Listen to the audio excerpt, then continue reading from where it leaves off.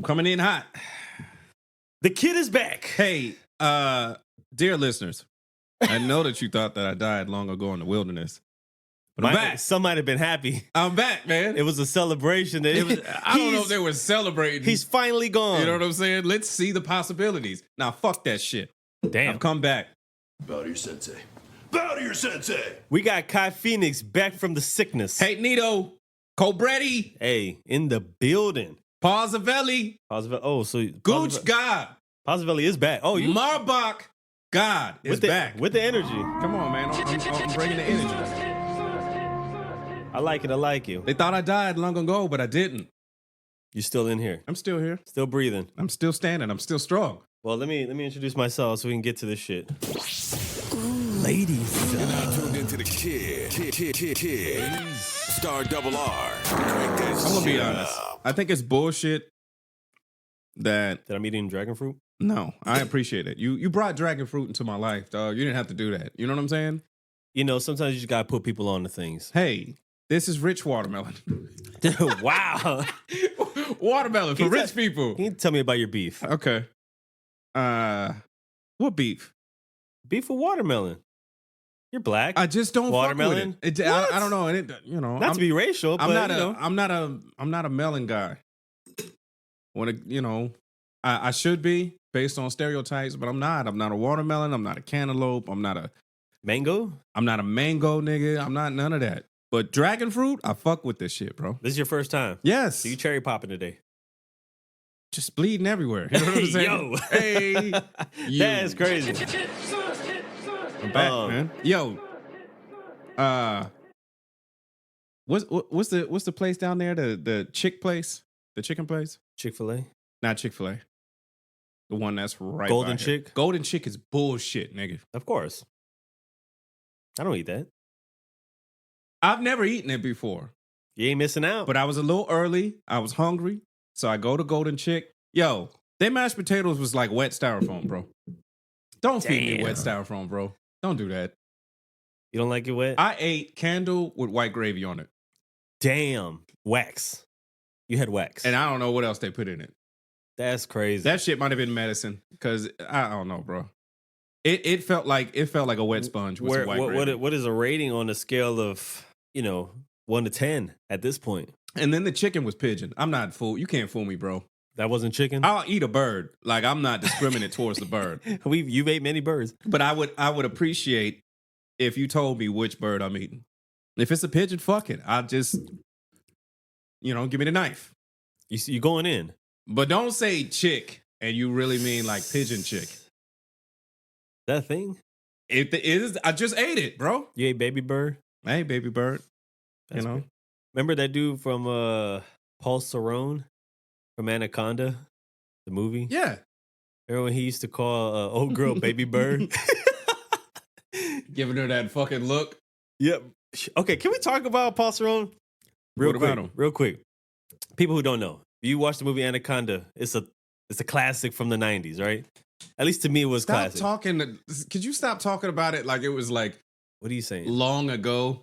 Just say it's a classic, older movie with Ice Cube. Don't say from the 90s. It's damn near 30 years ago. I don't want to hear that shit. Don't say that. Why? Because it makes you feel aged? No, it's not right. When I think of 30 years ago, I think you talk about the 70s, fool.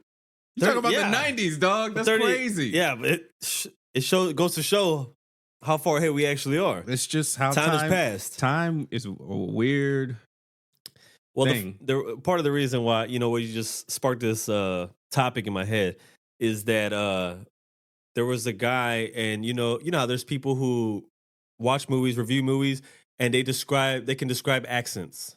Yeah. Okay. Well, there's this guy, some expert, I guess, voice analyst. Now, Paul Cerrone's accent in that movie was bad. Well, if you watch this video, this expert is talking. He's describing these different accents from each movie. He's like, oh, yeah, this is this is that, blah, blah, blah, Venezuelan, Brazilian, but whatever, right?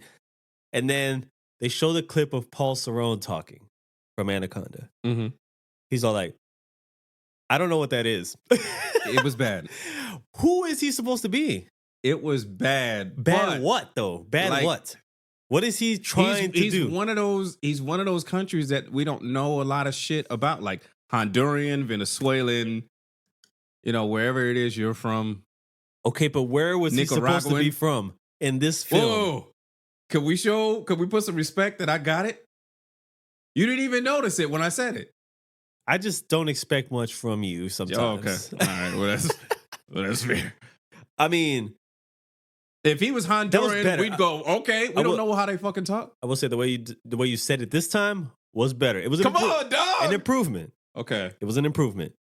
Now, one day you're going to say Nicaragua. And then I'll be super proud of you, and we can be best friends. I listened to that episode a couple times. Sure. And what I don't appreciate is that while we were talking, and you were afraid to say it in the beginning, when I started talking back to her, I know you was practicing in your head. And when you felt confident, you came back and you said it all super Spanishy. Oh, to me, and I don't appreciate it. To me, lot. Yeah. I was like, who is she? I was like, who are you talking to? You said that you weren't gonna say it, and I let it go, and we moved on. Okay. But in your head, you was doing it, and when you got it right, you said it, and everybody looked at me like you're an ignorant motherfucker. And I was like, nah, he was fucking practicing over here, dog. I was practicing in my head. It's not cool, That's man. not true, man. It's not true. I watched the video, dog. You was. You know what I was. Anything to win a game, bro. Win is a win for you. Sometimes I'm just like, I didn't. Do I gotta do him like this? When is it okay? When do you say no to that? To what? Do I gotta do him like this? Is there ever a point where you go, nah, I'm not gonna do this? No, we're talking about Kai Phoenix. Yeah, you're always gonna say, yeah, I gotta do him like this. You gotta do him like this. Okay. Raw. Crazy. God. Whoa, pause. That's pause. Yeah. Jesus Christ. Wow. That was crazy. Wow. Yo, fans, I apologize. For the record, I didn't say pause. I said wow. Yeah, it was the same thing.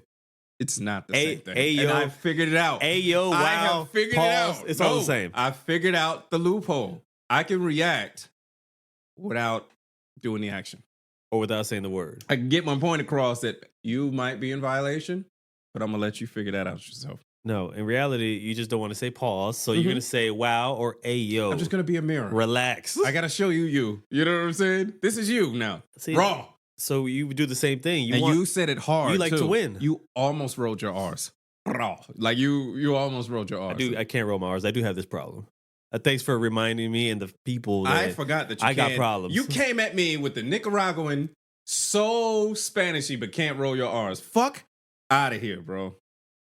I feel a lot of judgment happening here. I know you've been sick and all, but you don't got to come in here like that talking crazy. I'm over here feeding you the best of fruits. The finest of fruits. The finest of fruits. You put fruits in my mouth. Whoa, yo. That's crazy. See? You need to stop. Okay. I'm just saying, That's wild. I'm back, God damn it. He's back in the building, man. Hey, you know what? I will say, and it might even sound like stupid conversation, but in reality, everywhere I've been looking for like the past month or two, I feel like sickness is everywhere. It's kind of wild, and sometimes I ain't gonna lie, I was like, we should just bring the mask back, bro. It's the sad part about it is, I know the motherfucker that got me. Who got you sick? Yep. Oh, I know him. That's different when you know. I who know it the is. class. I was sitting right by him, and I think he has some mental issues or something like that. But he was sitting by me, and he was just extra coughing all in his shirt and shit. And I'm sitting up there, and I'm taking notes, and I'm just like, yo, this nigga need to wear a fucking mask, bro. Yeah. And then the next week, I was sick. And I got to go back to class. I'm staring him down. I refuse to sit next to him. But yeah, it was running through UTSA. I will say it got me a little under the weather myself. I don't know where it came from. I ain't gonna lie. I had no regard for other people. At this point, I was like, one of y'all, somebody, I see the same people every day. Y'all got me, so now I don't care about y'all. That was just the petty side of me. I don't never get sick, man. So when I get sick, I got my ass kicked. What I think I see is unusual illnesses where even when you go to the doctor, they can't pinpoint. I don't know what kind of virus you have. That's never good. And that's all that lets me know is like, yo, something new is here that we just don't know what it is yet. I just don't like this shit of like random illnesses just popping up. I'm tired of it, man. That's just old. I don't like it. It was more like it was like viral pneumonia. But the virus come from somewhere. Oh, for sure. And we don't know where that shit coming from. That shit kicked my ass. Yeah. It's unfortunate, man. But hey, we're well. I'm back. Eating the finest of fruits. Of the finest of the fruits. Sipping a drink that we can't mention because we're not sponsored. But it has a green top. You know what I'm saying? Yeah. So how's it been being a single father? All by your lonesome on the show. It's been all right, man. It's been okay, man. Shout out to some of our recent guests. Yeah. They helped you out. Yoda. we had Yoda. Shout here. out to the young legend. Kevin McGee was in the building. Just they're on tour right now for the record legwork. I'm really sad that I missed that show just so I could tell them my reaction when you hit me. I was like, hey, yo, they're on tour and they wanted to stop by. And my initial reaction was like, man, fuck them niggas. They ain't put me on a song. But that's the saltiness. That is like the greatest. That's the saltiness in That you. is the greatest hater response of it is. all time. Man, fuck them niggas. They ain't do shit for me. Bro, that's like that's some hater shit. That is like hater shit. Prototypical hater shit. Hater shit's like when you go buy a new car and the dude, like your homie's there, like he shows up, he's like, yo, that's crazy. He's like, you should have got the V8 though. Yeah. You know, it just would have been better. You know, you shit, settled for less. Yo, I'm glad That's you got the hater car. That shit never looks good in white, bro. Yeah, man. Hey, you But didn't think about there's going with nothing the you black? can do about it now, but Yeah, man. I'm just saying, like, I would have personally. I wouldn't have done that. I would have got the shit in black and I would have got the sport, but You know what I'm saying? you like, got one, so that's cool. Hey, man, it's cool. I'm just telling you, I would have went a different route. Yeah. You know, hey, but cool. Then they hit you. I mean, you should have called me. Yeah, man. You know what I'm saying? I could have told you. I could have pointed you in the right direction. Yeah, I could have. Or it's like called me. it's like when you like, let's say you're having a barbecue, cooking shit. He's like, damn, bro, like, you could have went with the prime. You didn't have to go choice. And he brought plates. Yeah. He didn't bring anything but plates. Oh yeah, no, the cat doesn't bring nothing. The person like you brought ice. Thank you. The person who talks the most shows up with nothing. Not true. He brings A lot of napkins times. and ice. You be lucky. Chances are the napkins and knives are already there and the paper plates. There's always They're several already people there. bringing ice and napkins. So No, the person who hates usually brings a 6-pack of something only they like to drink. I did Yo, somebody. that Hey, shit- that's so specific. that shit I did is somebody. very, very specific. That's very, very specific. You did that to somebody. That might have been shots. Oh, y'all don't fuck with this? Oh no, Well, I'll just finish it up. I'm the one who does the hosting. Let's say somebody did that. I don't show. What's a drink that somebody would show up with that nobody fucks with? Like that Zima? that international section of beer. Yeah. They're showing up with a 6-pack of like some shit that you've never seen before in your life that nobody's familiar with. I've asked that question and I didn't like the answer before. What's that? Because I asked somebody that and they say Heineken. And I'm like, People that's like what I Heineken. drink. Yeah. People like Heineken.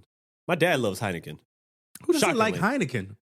Oh, I'm not really a beer guy. Okay. I don't care for Heineken much. And if I drink beer, I notice that these days I like to drink the light versions. Whatever's light. I can't do liquor no more. I'll do it. What?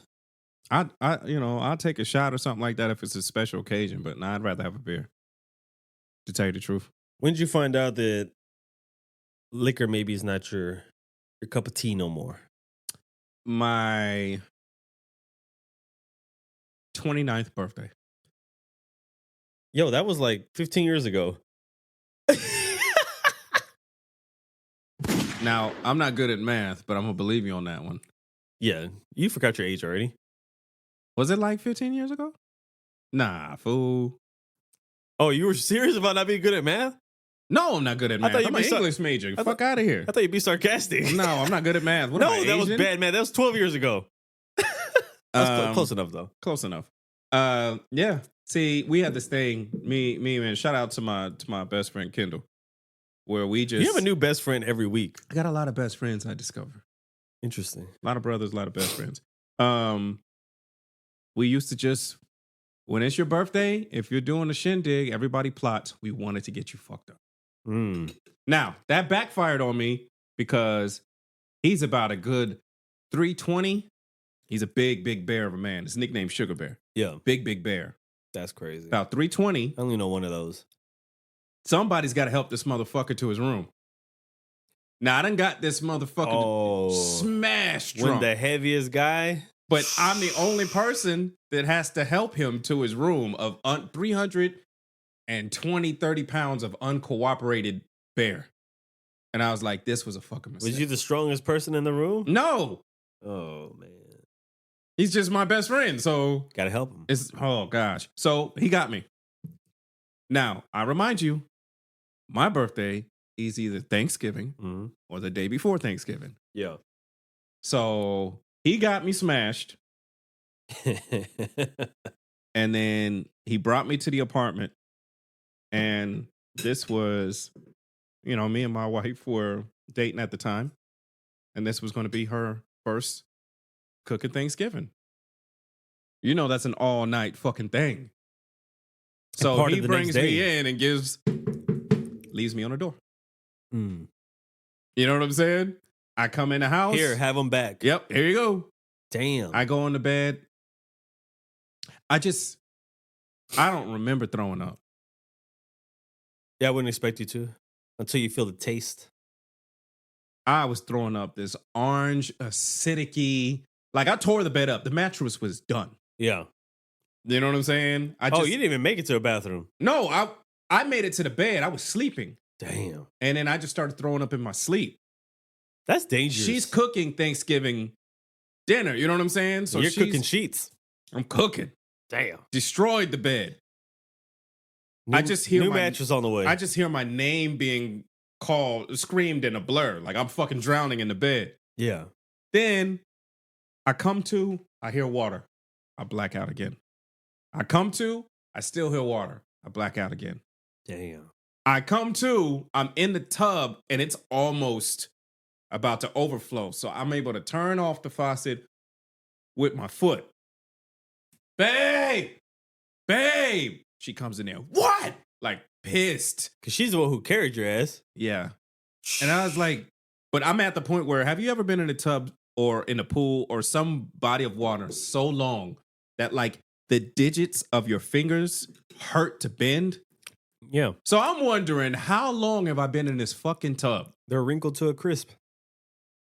And I was like, how long have I been in the tub? I don't fucking know. And I was like, I could have died. I don't give a fuck. And then left. You probably would have been better off in I was her like, opinion. That's about it. So you had to fall back. I've never been drunk since. I think a lot of us learn some of us learn.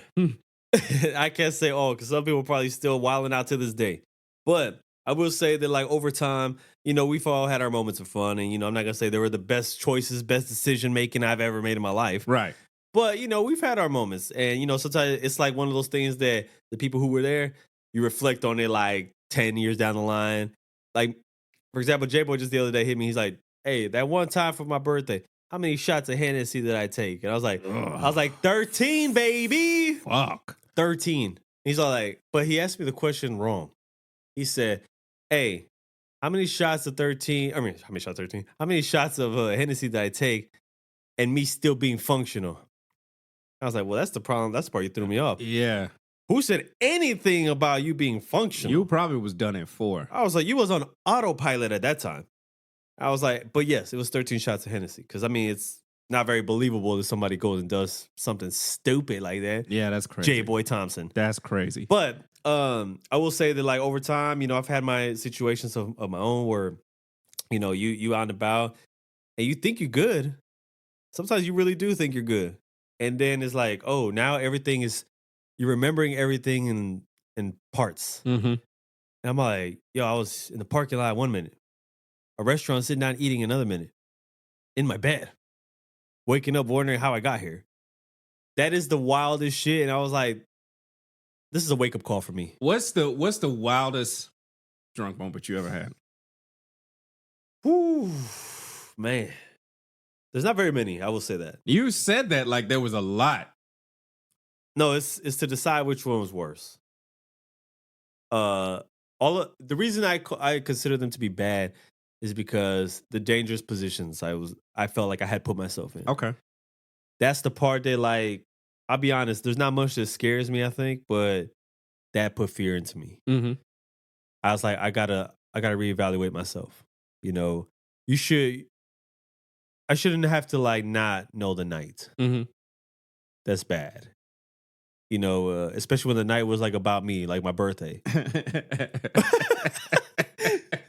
You know, some people might think otherwise, but I'm like, yo, I want to remember these things, these good times with my people, and for me to just obliterate myself wasn't really necessary or part of the plan. Right. But it was a lot of it consisted of fear, you know, and just wondering like, yo, bro, like I could have not made it home. Either dead or in jail or worse, hurt somebody else. Mhm. You know what I'm saying? I couldn't even tell you if I maybe drove that, you know, or somebody drove me. I've had it where they're like, "Yo, yeah, I drove you home." They're like, you said that you weren't good to drink, or good to drive, so I took you home. And I was like, what? The fact that you don't remember that conversation, like for me, that was crazy. Okay. But I'm glad that I had people who care enough about me that they're like, hey, we look out for you. Like if you can't drive, I've had people give me, you know, a place to stay. Even I'm like, no, I'm good. Like they thought I drank a lot. I'm like, no, I'm actually good. But I appreciate that you're extending a hand Mm-hmm. and, you know, making sure that you're looking out for my well-being. Like you got to have people like that around you.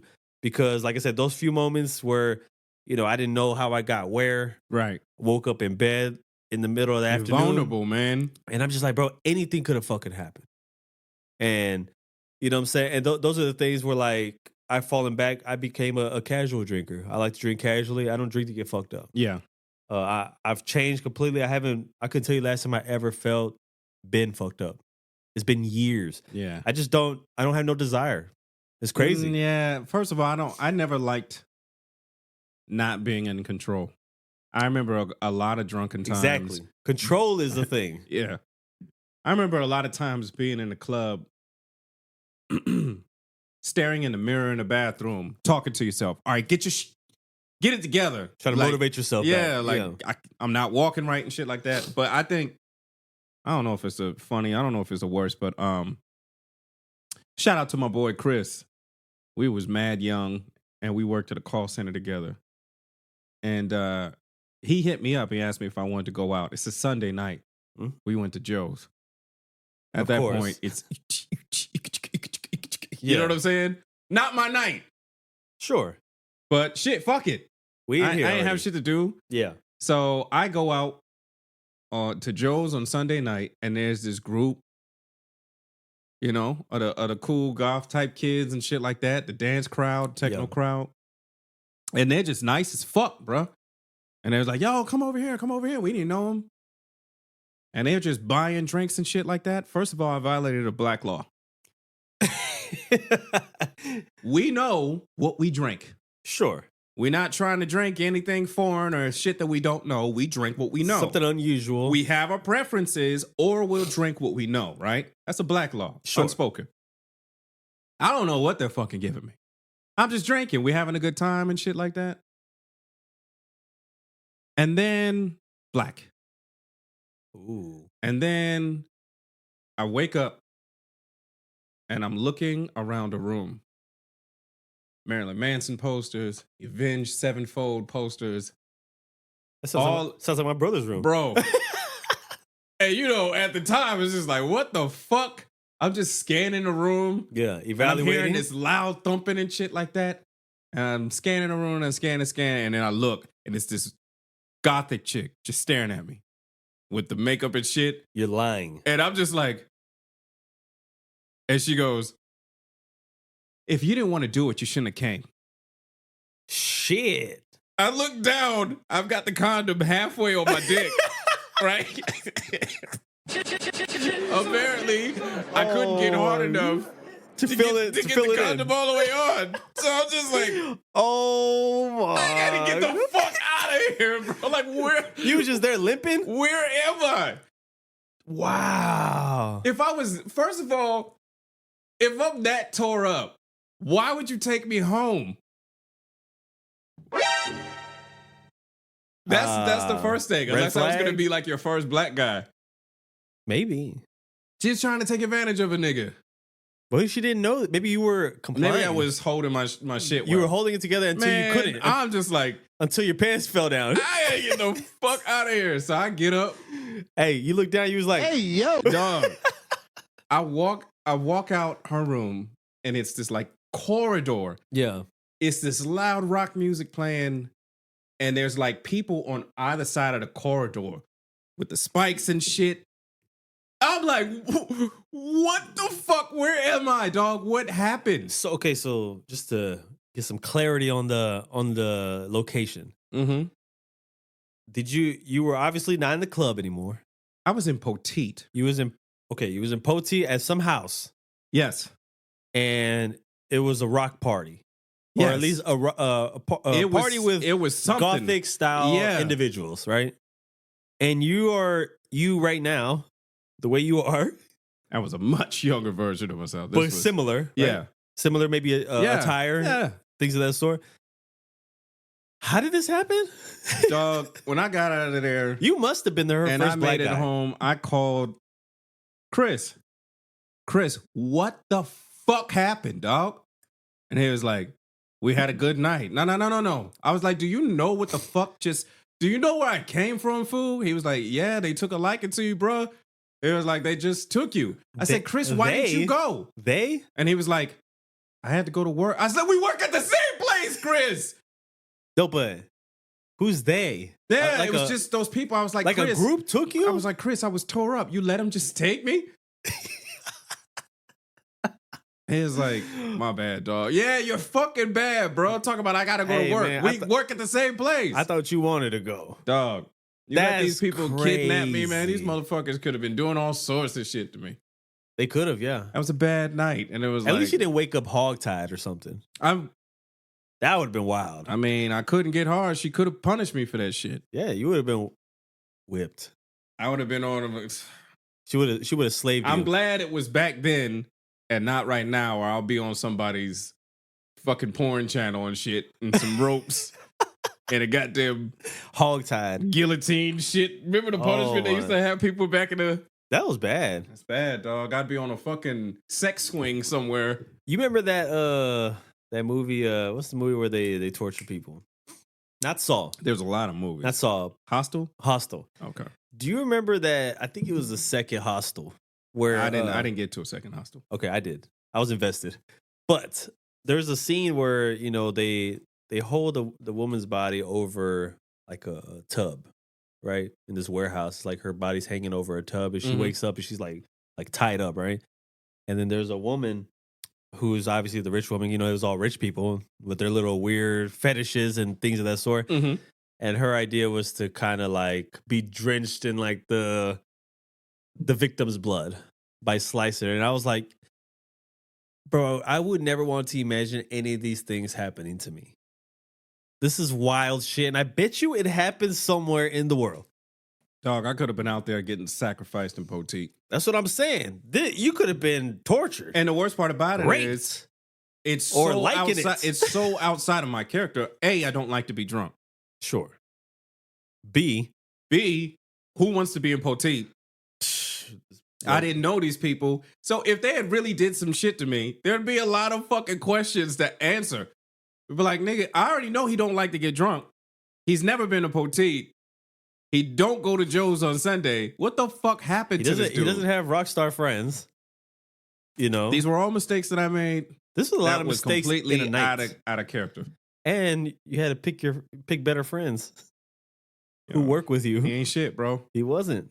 He let Then I you gotta down. go to work and just be staring him in the face and shit. Because we was at a call center somewhere on the phone and I'm just grilling him like, how the fuck could you do that to me, bro? It's different when you do work with a person, though, who has done you in the wrong way. As bad as that might sound. But And that sounds bad. it does sound bad. Okay. The similar story you had, I had like that, but I didn't end up in a room full of rockers. Mhm. But when I tell you I could not look that person in the face the same again. And it's funny because Nah, it's shit to laugh about because you survived it. later. What yes. is not funny? Is this the friend is the big friend? No, it's not the same guy. Okay. So in my situation, the friend who kind of did me the same way was the big friend, Mm-hmm. the grizzly bear. And I was like, dude, I ain't gonna lie, I was hot. I was feeling hot. Yeah, but he's a grizzly bear, so And when I tell you that, I was like, let me put aside my size versus this man's size. And I was like, you know what? Fuck it. I'm going to tell him. I'm in his face and I'm like, basically, you're a piece of shit. Right. You're a piece of shit. I don't fuck with you. Like, your type, this is the type I don't need around me. Like, Right. fuck you type shit. That's rough. Yeah. No, it was, I'm not going to get the details because it's still trauma. It's trauma for me. It's trauma. It's trauma for me. Okay. But I was like, bro, I don't fuck with you for that. If you want to know why I don't fuck, like why we don't speak, it's 'cause I don't fuck with you, bro.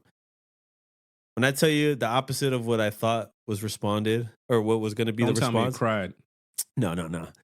But it was just Because like, you wouldn't be able to handle it. You just be like, what I was the like, fuck? yo, do that shit elsewhere. Yeah, But he looked at me and he's all like, bro, I didn't know, man. yeah. He's all like, You're never expecting that Ah, shit. I understand. He's like, I'm sorry. Like, Now I'm you're really the bad sorry. guy. Now you're the bad guy. Yeah, now he's making me look bad Yeah. because I blew up on him in front of like 10 people. And because of his size, my blow up was a little bit bigger than it should have been. Yeah. But people was like, oh shit, like Now you're the bad guy. now I look like the small dude who stands up to anybody and Yeah. doesn't give a fuck. And I'm Yeah. like, I'm not that kind of guy. But you kept asking me and I was like, don't worry about it. I was like, everything's cool. Everything's cool. We just happen to be in the same place again. I was like, everything's cool. I was like, all right, you really want to know? All right, this is the third time you asked me. Boom, I'm gonna blow up. Boom. Right. I said it all, laid it out right there. Told him what his wrongs were, how fucked up he was. This, mind you, this was a conversation that happened like 4 years after the fact. And he was just like, eyes wide, mind blown, like, wow. Like, I didn't know I did some fucked up shit like that, and I'm sorry. Yeah. Sometimes you gotta like give it to him like that. Well, my issues were when I was young, I created bad situations for myself, fucking your coworkers. And then when it haven't don't, we all? then when it don't work out, you got to be like looking at each other and shit. Yeah. Because 9 times out of 10, it's you the reason why it don't work out. You know what I'm saying? But you still got to work with this motherfucker.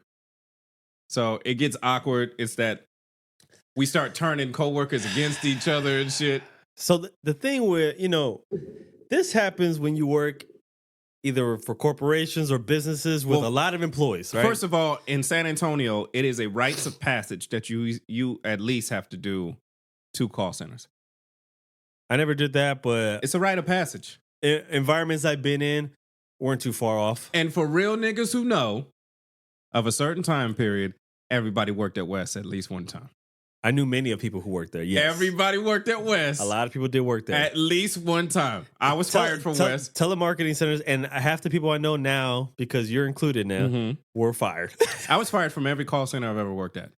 I don't blame them. I'm just not good On the phone. at call. But then they not only do they put you on the phone, but they put you on the clock. Oh, yeah. You got the service people by a certain amount of time. I remember one time the place where me and Chris worked at was InfoX. It's 401 for cell phones. Yeah. They're calling you late night, drunk as fuck, asking for directions and shit, and you're trying to get them serviced as fast as possible. But they're like, "So what are you doing, sir? How can I help you? What were you looking for? What are you in San Antonio or are you in Sir? I'm centrally located where you're at. How can I help you, please? You just keep watching the clock and shit. Yeah. So like, You're on the time frame. like you sound cool. Like, where are you at, sir? Were you asking for directions? Yeah, I was asking for directions. Where are you trying to get located to? Where are you located to? God, That's a hang up. bruh. I'm hanging up. Bro, that's why I got fired. Hanging up. I figured out if you accidentally hit the button, you Sure. go into the automatic protocol. Hello, caller. Sorry, we must have been disconnected. Please call back for. I'm just hanging up on everybody. I'd get on the phone with them for a little bit, and then Hang up. like midway of me giving them instructions, I just make it seem like it's a mistake. Or call drop. Yeah, I figured out the R. It turned into an R form. I'm doing great. The problem is in call centers, they randomly Audit. monitor you. And figured you out. So one day I'm in there chilling at work, and here comes my supervisor. Mr. Phoenix, can we talk to you real quick? Yeah. Go in the room. It's 4 other people in the room. You're just like, okay. What happened? And they were like, yeah, so you know that we randomly monitor for to find out for customer quality. Yes. Yes, I do. They're like, okay. So tonight we spent about 20 minutes on you. Like, oh shit. You Tonight wasn't the night. Yeah. And within 20 minutes, you hung up on 70 customers. Jesus Christ. Yeah. Not It even was- not even a customer a minute. I wasn't taking any calls. I get started and hello, caller. Sorry, we got disconnected, and that was my shit. Yeah. I hung up on 70 callers in 20 minutes. I don't blame you. It's all inbound, and I just was like, I'll just get my stuff. my only concern was just, and they were like, yeah, we're gonna have to ask you to go ahead and I was like, okay, no problem. And when I go to leave, they're moving, and I'm like, I don't need anybody to escort me. I could just get my stuff, and they're like, we gotta escort you out the building. Like, look, It's not like this. you want to say I'm still trying to fuck Keisha and Naria. Don't walk me out of this building, please. Yeah. I'll go get my stuff and I'll walk out the building. We gotta escort you. Fuck! So it's a slow fucking walk, and everybody's like sort of getting up and looking over, like, sit the fuck down, Frank. You're just mad, dog. It's a long ass fucking walk. Everybody watch you. Man, I got fired so fucking quick, and I was living with my dad. I was mad young. Yeah. So I was still living with my dad. And, I'm in charge of, like, the bills that are not the mortgage and shit. Sure. I got fired so early, I just was like, shit, I might as well just, like, go see a movie or something. Hey. My dad's gonna fucking kill me, dog. Finish out the night. Fuck it. Why you let me work to fire me? Yeah. Just fire me the next morning or something like that. Well, the funny part is that, like, obviously the focal point was the part about coworkers. Yeah. And I think anywhere you work where there's like handfuls, like a lot of people, where you see each other every day, is bound to happen. It be them trainings, bro. I've been in jobs where I literally told myself, I'm just gonna go to this job. I'm gonna put my motherfucking head down. I'm gonna work. I'm not fucking with nobody until you get in them goddamn trainings. Call centers is for Either- women in San Antonio. Is Either a breeding that ground, bro. or your new hires show up and you're like, damn, fuck. Damn. I was doing all right. I was doing just fine. Now I got to do this. I have to do this. She came on to me. Dog, that what fool. The call center that I told myself, because I had fucked up the atmosphere, the ecosystem in a couple jobs. Sure. But I'm like 23, I believe it. 24, right? I'm a trainer. I'm supposed to be training people on the register. I'm getting nothing but chicks. Come on, what do you expect? What do you want from me? I mean, What do you want? I've tried to make my excuses. I was like, hey, look, I was a victim. No, but I was the victim. When I went to this new place, I told myself, Yeah. put your head down. I'm not talking to nobody. I ain't here for no fucking friends. I'm going to stay out the way. The second day of training, I'm sitting next to this chick, and she was older than me. Yeah. She was cute. We laughed about a couple things. I'm taking notes in training. She starts writing notes on my notepad. It's like, Do you like me? oh, shit. It's just little shit at first, but I know where this is going. And we start going back and forth, writing notes to each other and shit during the training. And sooner or later, it starts turning sexual. And then she just was like, shit, I'd like to see that. Oh, I'd say something and she'd go, I'd like to see that. And I'd be like, all right, cool. And she'd be like, tonight. And I was like, damn it. fuck. I was trying to do This well. is day 2 of training. And the peer pressure was on. Yeah. Wait, how much did it take? Much pressure? Dog, that's a lot to ask of a 24-year-old, bro. And then it wasn't even worth it. Oh, damn. Dog, if I tell you the story, bro. Let's hear it. We here now. Nah, man. So, How you gonna say that? Why do people do that shit? Nah, I can't say. All right, so listen. This is one of a story. I got trauma. Sure, let's hear it. I still got trauma for this. So here I am. I was supposed to do good. I was supposed to do what I was supposed to do. I broke my fucking rule on training day 2. But I want this. She lived far the fuck out there, bruh. Sure. I'm broke. Like, gas money is a thing, bruh. So if I want to spend my gas, I want that ass, right? Yes, bars. So bars. I used to rap. So I drive all the way out there, following her to her place. She's a recent divorced chick. She's older than me. She had to be at least like 35, 36. Mm-hmm. I was like 20, 24. 23, 24. So I drive all the way out there and we get to going, right? She's got this thing. We start getting into it and she's going, oh, baby. Oh, baby. Like her voice changed to that? Just, when we're fucking, oh, baby. The faster I go, oh, baby. Oh, baby. Oh, baby. The slower I go, oh, baby, it's fucking distracting. She's following the rhythm. Yes. Of your strokes. Bruh, you're just sort of like, what the fuck is this What shit? if you, wait, so if you do a half stroke, dog, and you go, she goes, ooh. oh my God. That's crazy. This is bad. And you know it's bad when you start going, shh, shh, shh, shh. Or I even said, I swear to the universe, I said, hey, you think you can say something else? Say something different. It got to the point where I'm turned off. I can't do it, bruh. I drove all this way out for this shit. Damn. And it was just like, after a while, you start looking at their face when they're saying it. And you're like, what the fuck am I doing here, bruh? And at that point in time, when I was young, bruh, when I was like 22, 23, 24, hey, you can't annoy me during sex. I'll stop. I can always get sex. Wait, how often have you been annoyed? I've been annoyed a couple times. I'll stop midway. You can have it.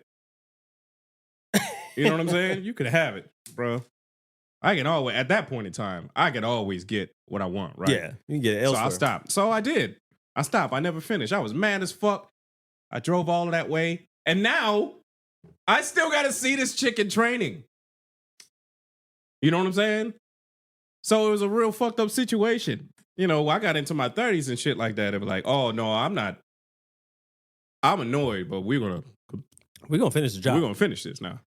Yeah, I think, I do think that's great. You know, it might be worse too if you, let's say you entangle yourself with a nice, pretty young thing, right? And then it's bad.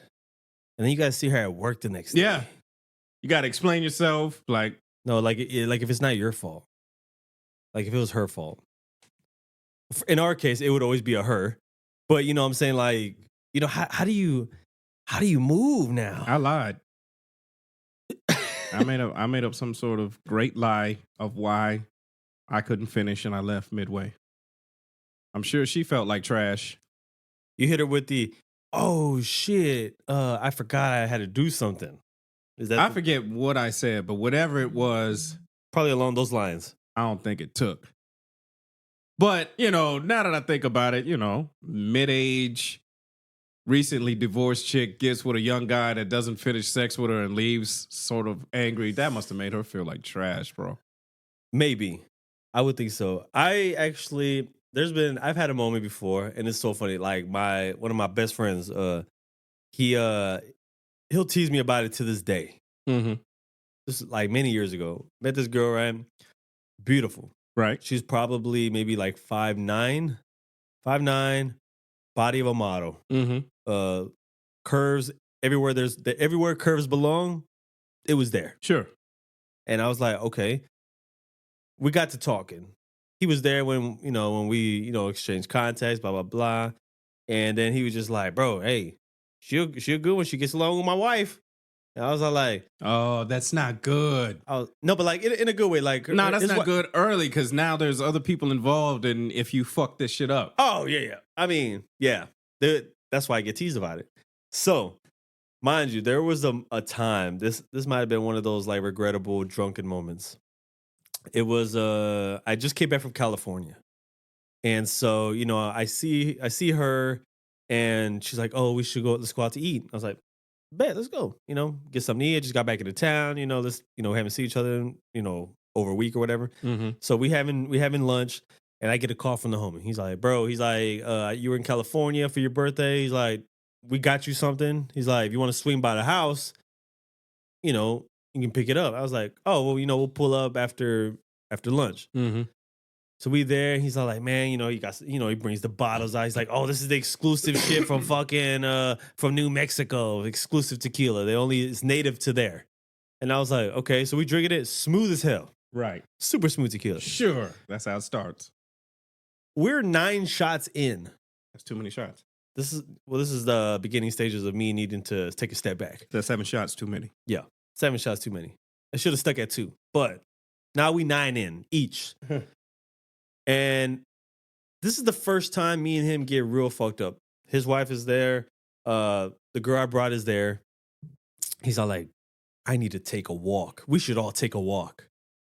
And that's what I remember him saying this shit, right? And I'm like, who the fuck wants to take a walk while drunk? Like right now, we just took a shot. That sounds like it sounds like we can't walk. Why don't you put some music of- on and like, let's start like, turn up the scene over here. Like I'd rather do something like that. And it's cold outside. Why? That didn't make any sense.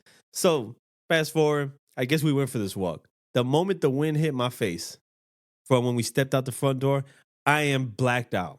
Mhm. I wake up in the morning at her place. And she is wearing like this blue lingerie shit, right? And I woke up feeling so fucking sick. Oh, wow. I'm talking about like I'm nauseous to the maximum. Yo, catching you in the morning with a hangover is wild, though. I was nauseous to the max. She was trying to get it. Yes. And she was like, hey, made me like a tea. Brie was bringing me water. And I'm like, yo, I can't even intake anything right now. Like, and I can't even speak properly. I'm just like, dude, I'm nauseous as hell. I'm like back and forth between her toilet. I've never been to her place, by the way. This is my first impression of me going to this place. Wow. I'm already on a downhill decline right now. And she's trying to be, caring, comforting, just accommodating, all that, right? All in lingerie. All of it. And this amazing outfit that she has selected to wear this morning. Very embarrassing story. It is embarrassing. One of the worst moments. I've never told this story, actually. And I was just like, I'm not going to be able to do anything. And she was obviously like trying to show affection at the same time, trying to comfort. And I'm just Get your like, shit together. Let me nurse your ass back to all health. I'm thinking is vomiting. And like just dizziness and like just this weird, unsettling comfort in my body. Mm-hmm. I'm like, this is the worst time for this to happen. Yeah. Let's just say that she, I think she took it a different way that I didn't expect. Yeah, you're gay. No. I think she took it as, you're not interested in me after all. You type gotta be shit. gay. Definitely not gay. But I was just like, I try to reach out. I'm like, hey, I felt apologetic. Mm-hmm. Of course. I made myself look like a fool, You right? probably wanted a second try, too. Oh, boy, say. I'm Did telling you you. ever get it? That's the worst if you didn't. I didn't. Yeah, and you think about that randomly years later, just like for years. No, I try to forget. The best homie friend over there Yeah, gotta be honest. likes you to should've bring told it me the up story. at least once a year. I might have not been a person to tell this to if you're trying to forget. It's been some time. Sure. But I will say, I'm just like, bro, that was a moment that I'm like, damn. And this is how my friend likes to present it. He likes to say, man, I can't believe you let that one go. And I'm like, why are you doing Yeah, this? it's rough. We were having fun. We're having oysters, eating, and then you just randomly threw that in. Like, that's a jab. That's a low blow. That's that reminds me of shout out to Kendall. I love you, Sugar Bear. But same thing. Me and him are roommates, right? Yeah. And then we meet who's my wife now. We meet her. Yeah. We both want her. He called dibs. Fuck. On your now wife. Yes. Okay, where's this? This story Right. about to be crazy. He called dibs. So whenever we see her, I'm doing what I'm supposed to do as a homeboy. I'm trying to push him onto her, but she's clearly chosen. Kind of giving him the live a little bit. Trying to. Yeah. But she clearly has chosen. She's selected. So she wants me, but I still got to be, She wants Phoenix. I got to be man code, right? And then I find out she lives in the same apartment complex. Oh, making it worse. Oh, so Kai randomly just starts taking walks In Kai fashion. during the night. You know what I'm saying? I think Unnecessary. I'm gonna take a walk, right? Sure, why not? After a while, of us doing our thing and sneaking away, she's like, I got a friend for Sugar Bear. And, you know, niggas being niggas, he never was mad. If you offer me an option, we cool, right? We can that kind of balances out the situation. So we had our first date. It was a double date. Quick question though. Huh. In the middle of if two friends are feeling one and one has called dibs, right? And Mhm. he's the one who wants to pursue. Right. And this one is chosen, which being you, Mm-hmm. and you step in and now you're kind of secretly Yeah. doing your thing. Mm-hmm. But when you come with the, hey, It's okay. we have one, It's okay. does it X out? It X's out Automatically. If he approves. But thankfully, she was the type of friend that is mad niggish. If they go out and this one happens to have met somebody, does he got a friend? She's that mentality. Okay. The cool, you know, Yeah. them cool females, right? So her and Sugar Bear hit it off. Cool women. Yes. Yeah. Sorry. So her and Sugar Bear hit it off. So this is great. So It's working out. It's New Year's Eve. We go. No, it was Halloween. It was Halloween. We go downtown on like a double date shit. We have a fucking time, right? It's like our official first date. Yeah. Then we bring it back to the house. Like I said, me and him were roommates, so we got separate rooms. Is this where he finds out? We've got the two girls, right? Okay. Oh, it's great. So I go in my room, Time of your life. but Sugar Bear makes a mistake. Oh. He breaking a black code. Just go in there and get it done. No. Sugar Bear wants to be romantical. Dang. Right? Yeah. So what Sugar Bear decides to do, So this song that I was just singing wasn't the song of the night. I think, no, it wasn't the song of the night. Because he could have looked at you and he's like, and I owe it all to you. But now- he did, but right now you trying to do too much. Okay. You could have just, she was with it, bro. Just go in there and handle your business. Yeah. But he Nah. want to be romantic. He want to do some extra shit. So what Sugar Bear decides to do is take some baby oil, and I don't even know if this shit is safe. He puts it in a microwave. What? No, I don't think that's safe at all. I don't think that's fucking safe, but who gives a shit? It sounds like second degree, third degree burns We're on young. the way. We're Yeah. young. So he puts it in the microwave, warms it up. Because, he wants to massage her or whatever the fuck he was trying to He do. wants to be extra. What his dumb ass actually does is he walks in the room and spills some of it on the carpet. Because it's dark, right? Yes. So I can only assume with the rest of it, he, go ahead and gussies her on up and they get started. But the floor is soaking wet in hot baby oil on carpet. Yeah. He's in socks. They start off in doggy, and once you commit the doggy, bro. You just don't really stop. So he was in there Scooby-Dooing. Yeah. You know what I'm saying? So we wake up in the morning. They leave. Of course, what the niggas do? Yo! Let's talk about it. How was it? Yo, how was it? And he's got this look on his face. I was like, the fuck's wrong with you, nigga? He's like, I'm gonna need a redo.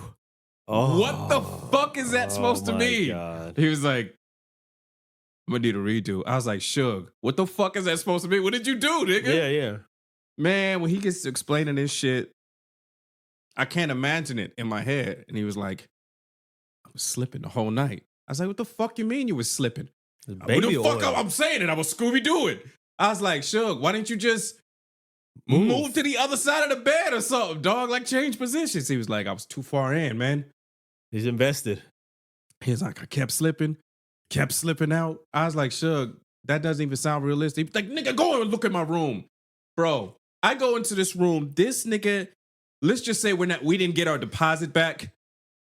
I would assume so. That motherfucker had like worn down the fucking carpet. It's 320 pounds of a slippery fucking bear in some socks. All the way to the damn Just wood. slipping all over the carpet. Like there was still a foam, like a fucking foam party that he had built up. I'm starting to think he didn't use baby oil. He Dog. used baby soap. It was one of the greatest things I had ever seen in my life. I was just crying. there was still like this foamy froth that he had built up from slipping on the carpet. Like, nigga, I would have just switched positions. That is crazy. So he's like, nah, I got to get a ring you too. And to that day, he never got that second round. It was hilarious. Well, bro. at least he got around. Unlike myself in that one story. Yeah, but that wasn't a good round, bro. You can't be slipping out and shit like that because then it's like you ain't got no dick. So basically, my situation might have been better off. Yeah. That's fair. I'll take it. That's, dog, I got so many fucking... I'm not going to tell the Brad story. I'll tell that one day because that'll really get us in trouble. You know what I'm saying? But this was some shit you couldn't... I'll tell it. Fuck it. Shout out to my boy Brad, right? Hey, forgive him now. This going to get us in trouble, so forgive us now. I don't know where we were coming from. I don't know if we were coming from a club. It's me, my older brother, and our he's our best friend, but he's basically a brother. Sure. Brad, the nicest motherfucker in the world. Mm-hmm. He's the level-headed, good-hearted motherfucker. Right? Yeah. Everybody loves Brad. And we're driving, and this car full of cute chicks pull up. Yeah. My brother at the time, when we was younger, he could just pull. Nothing. Gifted. So so we could just be up at a light and we just pulling. Let's go to the Denny's. Yo, just meet us over there. And he pulls them. Say, yes! Right? So we pull up. We get to the Denny's, right? And niggas start getting their shit together. You know what I'm saying? Of course. You got to get right. They pull up and we looking in the car. Everybody is like, each one is finer than the other. Ooh. Now, when we was driving, it's like when you show up to those like Asian massage parlors and they just drop the rope and the curtain opens and there's nothing but fine ones. Is that something that you've been to? Nah, but I watched Rush Hour. No. Tell the truth. That would be fun though. I would like to. I had a homeboy. I would do it the same way Chris Tucker did too, where he's all like, "Oh, I want that one and that one. Oh, and you're coming with me." Nah, that shit would make me nervous. I wouldn't want that. Right, it'd be a good time. Would it? Probably. Nah, they've been used, bro. Too many hitting that shit. Hey, I like experience. Oh, okay. So carry on. While we're driving, I called backseat. And Brad was like, nah, fuck that. I got that. Yeah. I was like, Brad, I called backseat. And he's like, nah, I got that. And my brother was like, just let him have her. All right. Fine. Bro, I'm glad this shit is not on camera. So they pull up kind of at a distance, right? We park right up front. They park out back. Yeah. We up there getting our shit together, right? And driver gets out. Damn. That's Kev, right? Passenger side get out. Damn, that's me. The back seat, one foot comes out. And one foot comes out. And then when the rest of the body comes out, it's this. Yo, you need bro, to stop. You have to describe what's going on here right now. It's the handicap arm. I'm talking full T-Rex, angle bent in. The CSP and myself are not responsible for the viewership of Kai Phoenix. And the handicap arm, the full thing. And me and my brother are like, you can't say anything out loud, but you can hear us both go, oh, shit.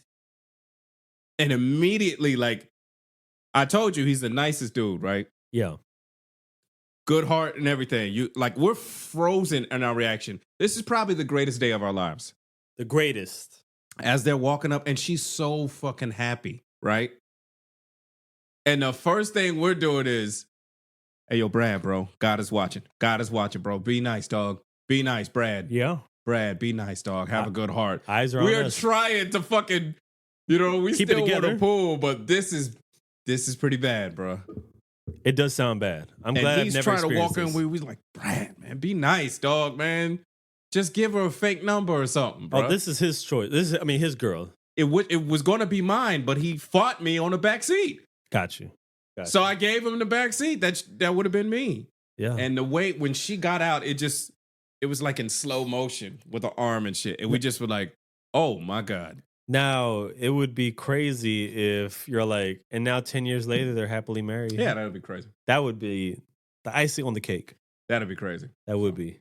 It was one of the greatest moments ever. And I remember after that, when we were driving away, the car was like quiet as fuck. Because me and Kev is in the front seat having a fucking time, right? We're trying to keep it together. Because Dying. he's in the back hot. Yeah, yeah. So me and Kev cannot look at each other at this point. And then after a while, it's just like, hey, Brad, it wasn't a shut the fuck up. All right. All right. Okay, Brad. Yeah, dog. We just, he's feeling it right now. You just got to take that shit. Brad, it really wasn't that. I said, shut the fuck up. All right. It's hilarious. Years Crazy. later, he was still sensitive about that shit. As you should. Man, that's some good shit. Yeah. That's that good shit? Wow. What is that? Maybe it's some. Oh, whoa. Whoa. Let's just say, don't ever take a puff and laugh at Kai Phoenix at the same time. Holy shit. Maui wowie. Wow. What the fuck is that shit? Oh, well, it would have been fine if I wasn't laughing.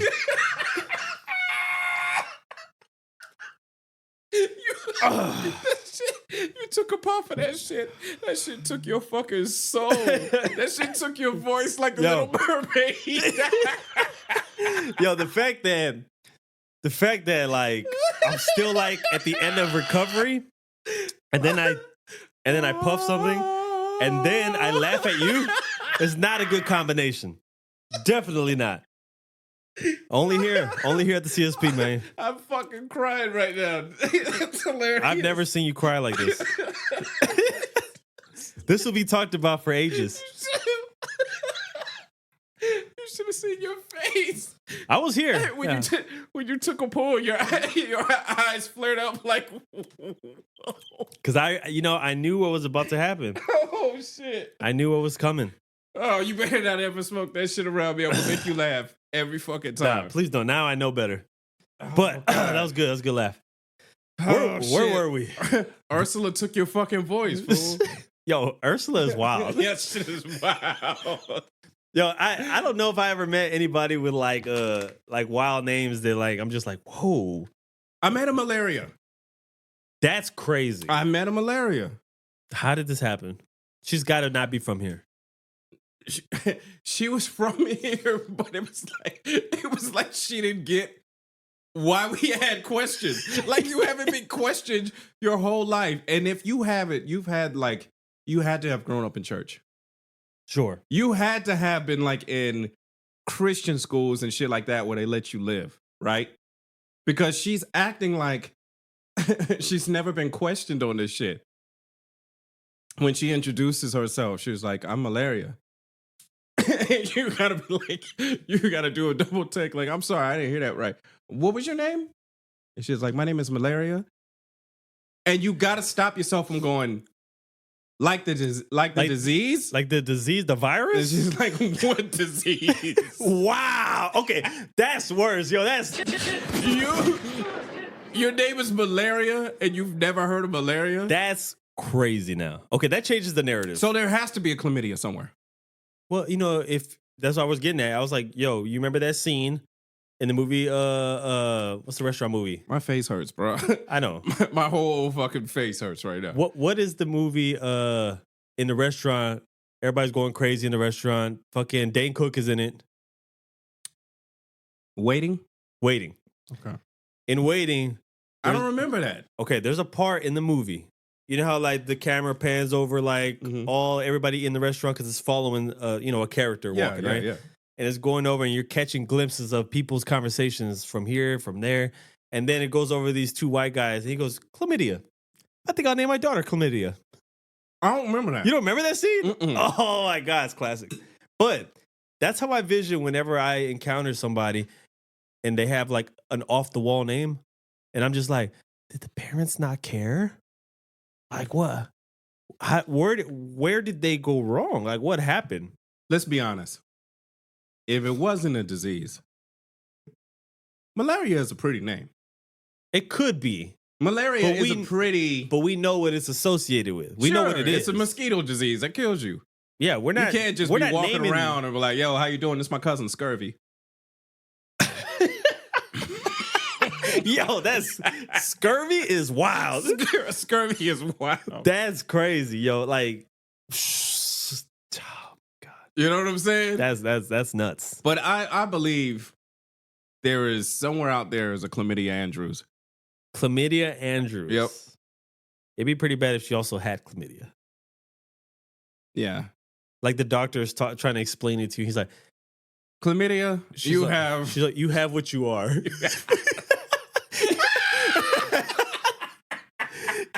You are what you have. Chlamydia, you have chlamydia. Is that philosophical, bitch? No. No. We're serious. You never heard of this? This is crazy, but you have chlamydia. Oh man. That is nuts. Chlamydia Andrews is out there somewhere. I always wondered though too, like, you know, it's sad if the parents didn't really know the meaning or had never heard of something. Oh, they lived a privileged life. Or they might have just lived under a rock completely. But if you knowingly still did this, you were prepared not to love your child. Let me say this, and I mean it. If there is a Chlamydia Andrews out there, Chlamydia Jackson, yeah, I guarantee you she's black. That's something that we do.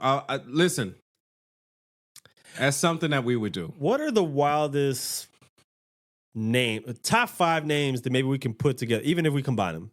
What are some of the wildest names that you think you've ever seen? I'm black, bro. If you had to name just a couple, what are the standout, like, what are we thinking type names? I'm black, so you're not just thinking just names. You're also thinking spelling. Let's not get to that. Let's just get Erica. to Erica. Erica.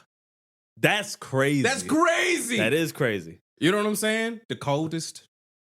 Or like Eric, they have like ERIQUE. Black people, we got a thing with... That's crazy. Is it a uniqueness thing?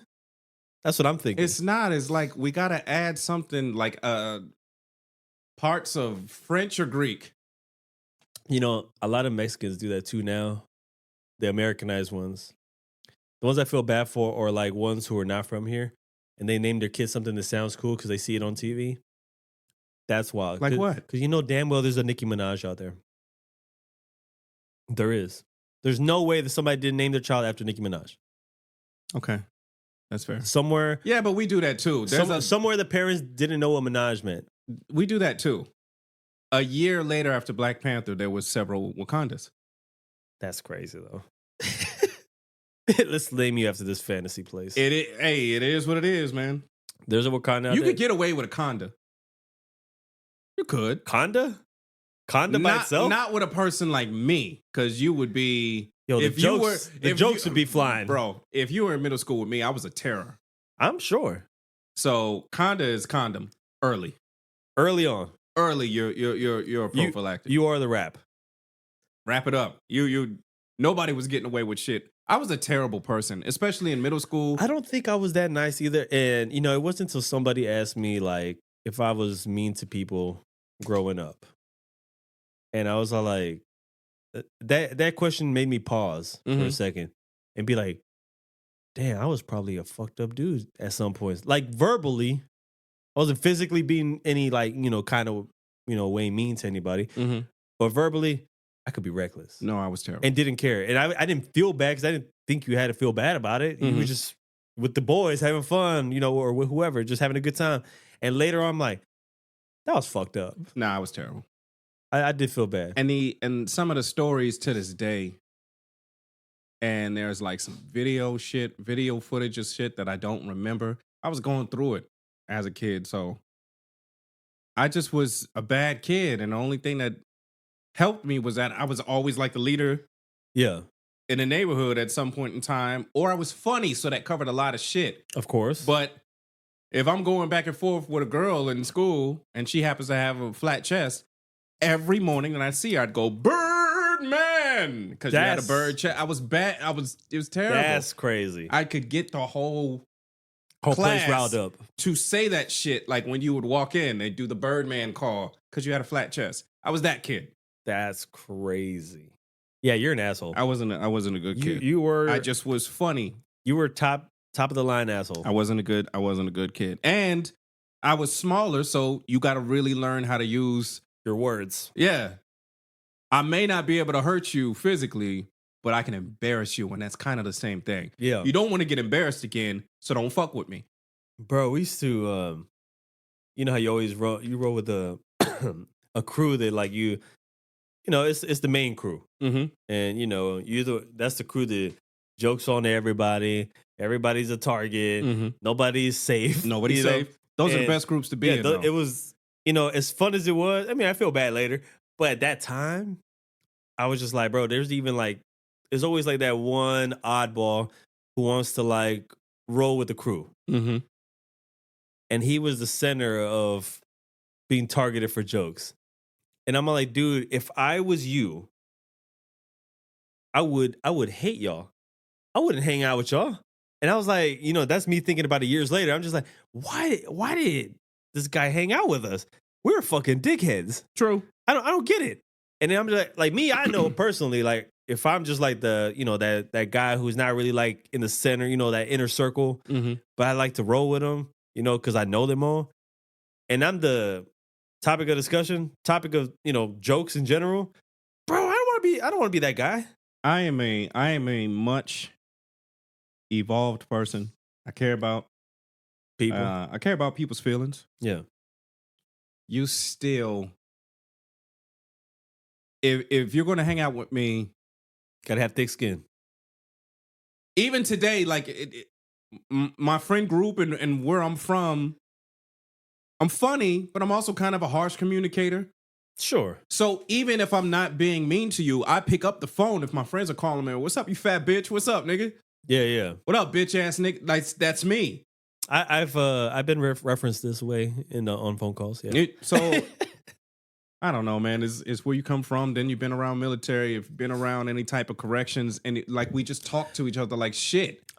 It's a thing that me and you talked about in the past, where I'm like, I always reference it to, bro. We have like a stand-up comedy background Mm-hmm. where these kind of things, this type of humor, all this shit doesn't phase us like that. Like this is part of what we do. It's endearing. I don't think that people understand.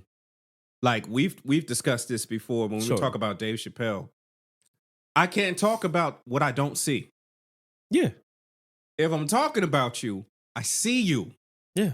If I'm talking about something specific, I'm paying attention to you. Yeah. You know what I'm saying? Mm-hmm. What's worse than that to me is than being invisible. Nobody's talking about the homeless or the disabled, and I'm sure they would like to be treated like One of the rest. human beings. And Yeah. part of that is, hey man, if you wrote, there's so many jokes, so many sketches that have been on that, but that's coming from a real place. Hey man, I'd rather get joked on than be invisible. Yeah. and all of my, you know, and I'm on the next level of that shit. Like my friends will get on like platforms, Oh, trust me. podcast shit like that, and talk about that shit's gonna live forever. We all part of that and friend talk group. down on you. You know what I'm saying? Yeah. Publicly. And so nah, man, you can't. For me, it's a form of endearing. It's I see you, I recognize, and niggas don't be meaning that shit. I think also too, you know, some people might be like, "Oh, that's fucked up." And I'm like, nah, honestly, like from my perspective, at least, I'm just like, bro, you need this kind of thing in It friend molds groups. you. It Yep. yeah. First of all, it keeps your skin tough. Yep.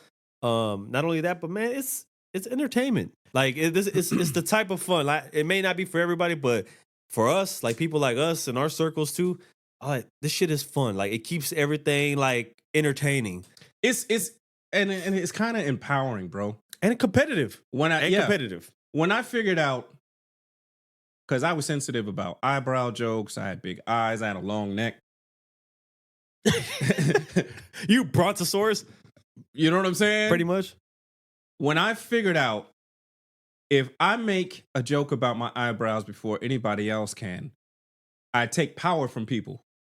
It ain't the same. If I said it first and then you say it, it don't hit the same. Yeah, that's different. It's If I own my story, you can't hurt me with my story. it's like the 8 Mile shit in the finals. Yeah, but this was like before that shit. This is like middle school. But I mean, the relation. Yeah, it's the same concept. Yeah. If you own your story, people can't hurt you with your story because That's you fair. own it. That's fair. Once I figured that shit out, I'd be like, oh, nothing bothers me, bro. Yeah. Nothing. People will talk about anything. Like shit happens to you that's real sensitive, and somebody will make a joke about it. You just gotta laugh about that. Hey, man, you need that shit, bro. I think it's healthy personally. I do. And if you want to look at everything all serious and everything is serious to you, hey man, more power to you. All I know is that I don't think you're gonna live a lengthy type of life. It's not gonna be very long. I think it'd be more short lived because you're not living, man. You're not enjoying yourself. Like things can be funny, serious things. There's such thing as dark humor. You can laugh. It's okay. You know what I'm saying? I'm laughing. My wife, she thinks I'm like real juvenile, but it's just sort of like, at what point in like why? I think everybody age is different, right? Sure. And I don't think I'm ever going to be what you expect. What elderly people are. Like, when do you become that thing? Yeah. At what How time? do you come? Like, do you decide to be this way? Or does it naturally just occur?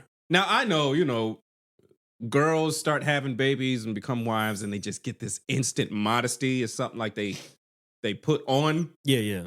But for me, it's just like, I don't know. I don't know how to, I don't see me acting old. My father's not like that. It's like, I don't know how people transform into that shit. How do you transform into that? There's always been a thing that's been said where like, how you're born, you start to mature.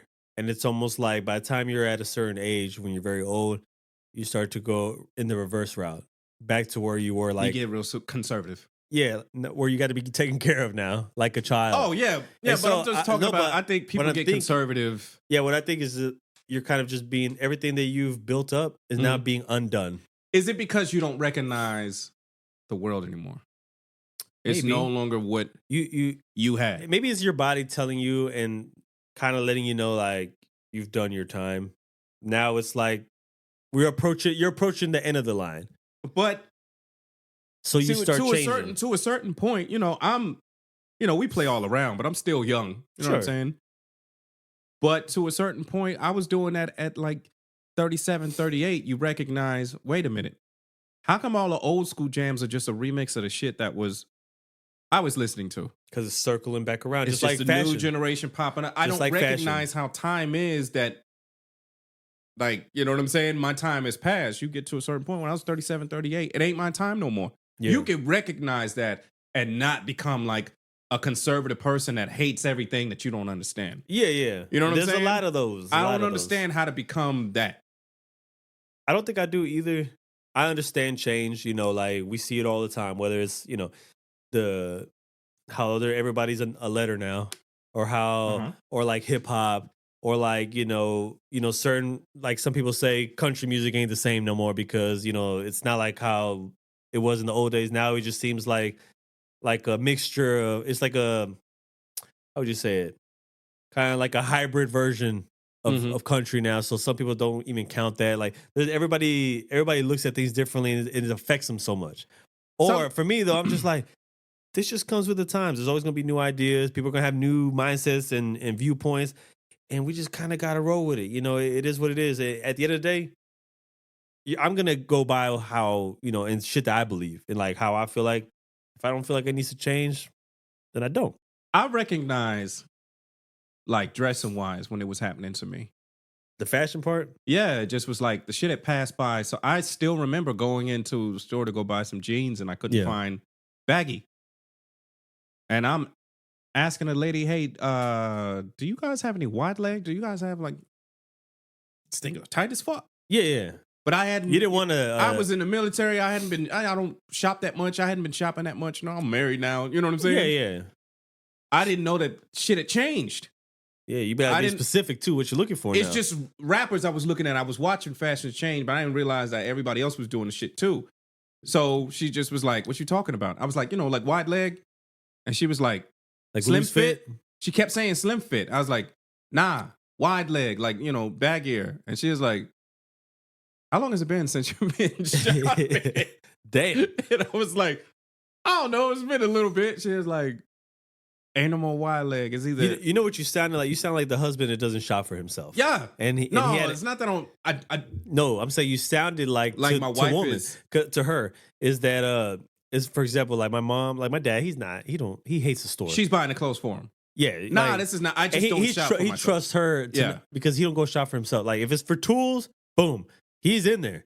But if it's like, yo, you gotta go buy some clothes, my dad's like, I don't care, bro. I'm not care. I'm not having a woman buy clothes for me. I just But wasn't at shopping that for moment, myself. you appeared that way probably to her. Probably. She's like, this guy's not familiar shopping Yeah, for himself. probably. She just Yeah. was like, it's either slim fit or skinny jeans. Yeah. I hadn't embraced my legs at that point yet. You know what I'm saying? Like, wait a minute, I don't wear skinny jeans. I hadn't embraced my chicken legs yet. And You know what I'm saying? yeah. But it didn't take long before. Oh yeah, the slim fit is the shit. If You it's come with it- comfortable. but time it passed me like that. I didn't. So now I realize. Oh, okay. It's almost like when joggers appeared. Yeah. For a lot of people, like for example, I was like super early on to when the jogger emerged, right? Again, I mean, obviously they had the similar styles way back in the day. MC Hammer pants were damn near like joggers, and so I'm like, okay, they come out, and it's like they only have one or two pairs at the store because people are not onto that wave yet. Mm-hmm. So I buy them because I'm like, man, let me try this shit out, and I'm like, oh, I like this. Everybody look at me crazy. Everybody's like, yo, why you wear those? Why your pants like that? And like, I was just questioning all the time. I'm just like, I think these look better. So I continue. Now fast forward, it's a norm. Mm-hmm. You almost can't go nowhere without seeing a jogger style, pants. And I'm just like, I remember people was like kind of clowning, talking shit, or like just confused about Mhm. what this was. And now it's like a way of everybody. Like all your nurses wear joggers now. They all have like jogger scrubs now. They have been designed. They wear that shit. Like everybody wears it. Doctors wear it. So I'm like, it's crazy how an idea that all it was doing was circling back. Yeah, it's just the concept of And it became, but now I think, especially with how technology is, marketing is, think maybe even though it would have circled back for like street culture, like the way people would dress up in the street, now certain trends will now cross over into other professions. yeah. More than ever before, in my opinion. Okay. See, what I do recognize is that I never was a quote unquote fashionable guy. Oh, we know that. Only because, okay, this is how men are. If it doesn't affect me getting pussy, Then why do it? I don't worry about it. Yeah. So once I realized I didn't have to do or wear the shit that other guys was doing to get, I never worried about it. Just dress how I wanted to dress. Sure. Because I could, if I couldn't pull based on what I was wearing, I would have switched up, guaranteed. What that turns into as you get older is I just dress for comfort. Like I want to be comfortable. Sure. You know what I'm saying? And fashion is changing so motherfucking fat, man. I'm not dipping into that shit, bro. I just want to be comfortable. I think if I had to be honest with myself, I used to care a lot about a lot of like fashion, and I would say I was more interested in certain pieces based on the limitation of it Mm-hmm. and people not being hip to it yet. That's that supreme time. Yeah, like you like it before everybody else likes it. Yeah. Right. And then so that way when you're kind of over it, they barely getting along type of shit, right? I used to care about that. I used to want the sneakers early. I wanted like before everybody could get a chance, right? Mhm. I wanted them early. And then or I wanted like certain clothes early. Like I cared about that shit. Hats. I wanted a hat for every occasion. And I was like, wait, but I don't even go anywhere that much. Mm-hmm. And I'll even dress like this at home, but I think I'm just comfortable in this. And then over time, like maybe some of that big branded shit that's like heavily marketed to people in my demographic, right? Mhm. People who have the interest that I do. I'm not attracted to that anymore. Right. Now I'm like, hey, oh, that looks cool. Before, if it looked cool, I had to buy it. Now I'm like, that looks cool, but is it comfortable? I I care about that now. I always had a thing about also, you get to a certain age and like if you look back at old pictures, the shit that was in style, when you look at it now, it's cringy.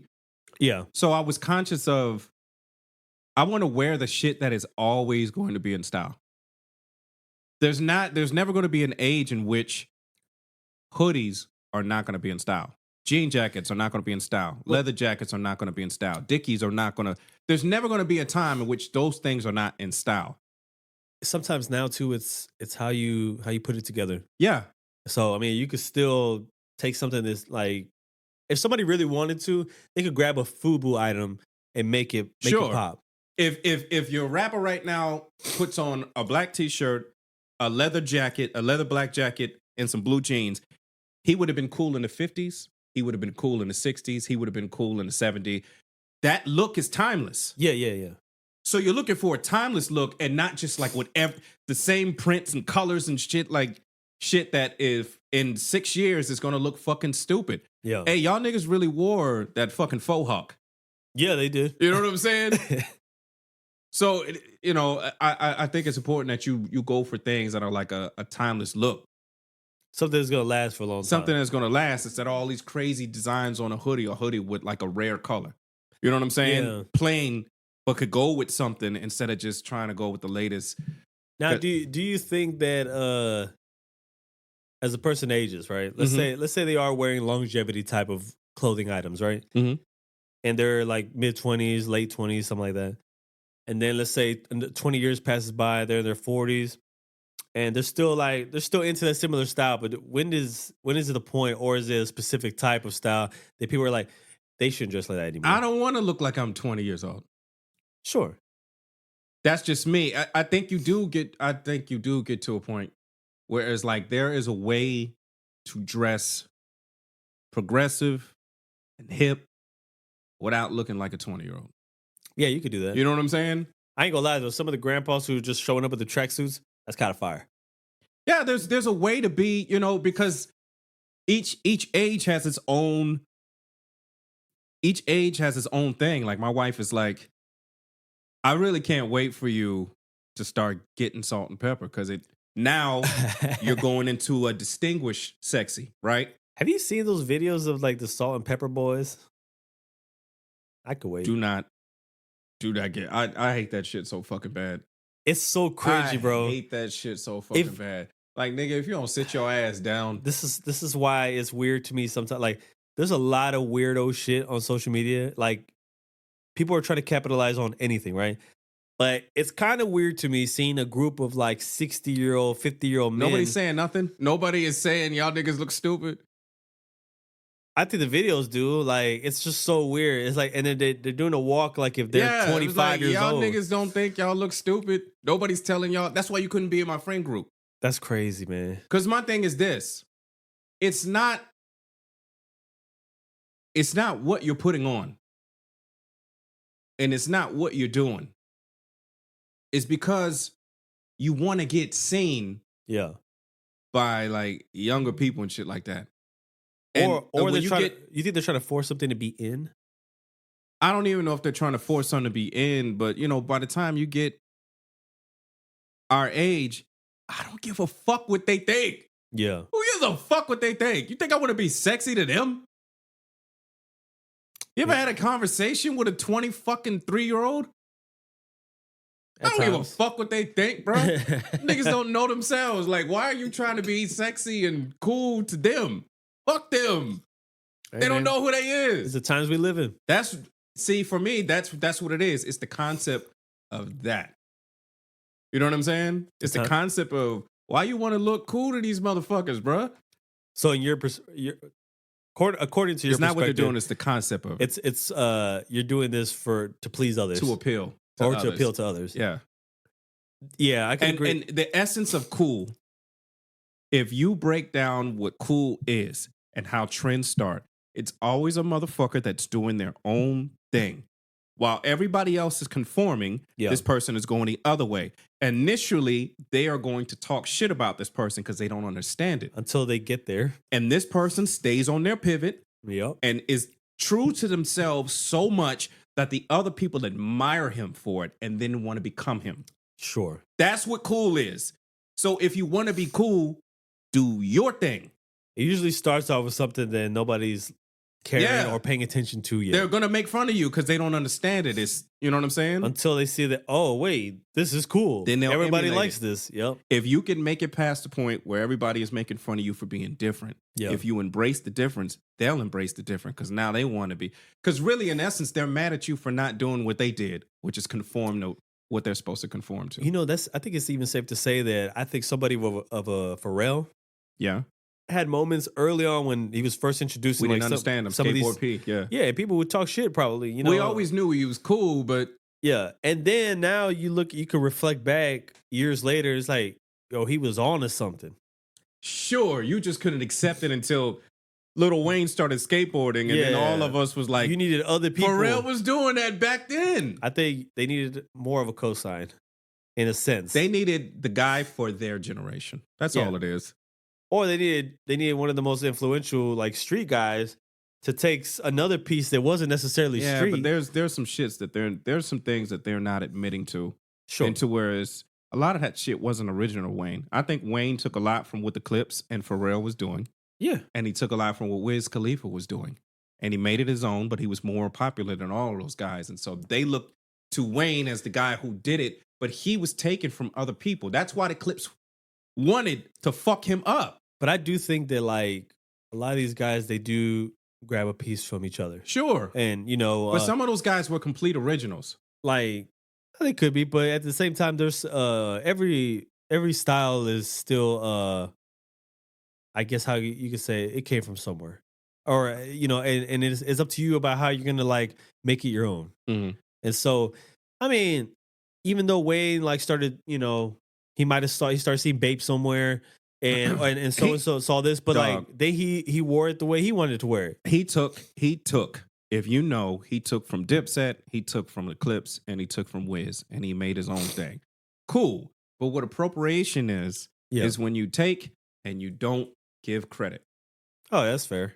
That's my issue. Yeah. And I'll come off as a hater. It was like, bro, I was before that. I saw it happen. I saw him take from Dip. I saw him take from Wiz. I saw him take from the Clips. And you want to say that it's this person, and this person is not going to deny that. Oh, like if he started the shit. Yeah, he's going to Yeah, I mean, make it think that this is all him. Like, nah, you took, bro. yeah, I would never say that Wayne did that. I think that's where people kind of take that part of the narrative out of context.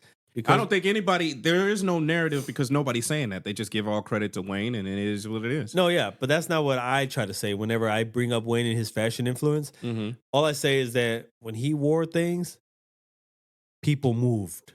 And they started to At mimic a certain point. Because after a certain point, he got crazy. that. No, but think about it. As crazy as Wayne had got with his fashion sense, and me coming up in that, Wayne's peak was like my high school days. Exiting high school. Mm-hmm. So I'm in that world where everywhere you look. What pieces, honestly, what pieces of Wayne era did you borrow? Me? I Yeah. wasn't a big Wayne fan back then. I didn't care. Yeah, but fashion-wise, you had to be in Fashion wise, So- I could name one thing I liked. All right. I liked when he was wearing like the way he would wear Babe jackets. That was the Clips. That's fine. But I'm Because saying Nigo was Pharrell, and they all came from.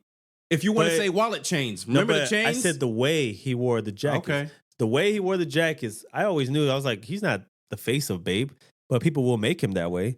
But my thing was, I liked how he would wear like his jackets because back then that was the baggy era for me. Mhm. That's when, you know, people was starching the jeans that we wore like 2 sizes bigger than our regular waist size. Mhm. And you know, we had the basketball shorts underneath. Like we were doing all that shit. Mhm. Overdressing in the summertime in San Antonio. Right. Fucking crazy time. That's how much we cared about how to dress and how to Wallet look. chains. Remember the chains? But the hoodies, the babes, Wayne would wear like 3 at a time. 3 hoodies at a time, different color. And it would be all babe shit. You could see it would be open so you could see each jacket. And people would start to do that the way Wayne would piece it together. They because everybody favorite rapper was Wayne at the time, especially like in my high school, everyone was wearing a Wayne t-shirt. They followed the wave. Everyone sure. on MySpace back then had Wayne as their background in their fucking default picture. It was so crazy. Like you couldn't look anywhere without seeing Wayne. That's how it was. Man, there's just so much. It was like I remember a time, even when Wayne was part of it. Yeah. You can name the top weed rappers. Yeah. Snoop, Red and Meth, Cypress Hill. You know what I'm saying? It wasn't really a thing. Wiz came in later. When Wiz came, it changed everything. Yeah.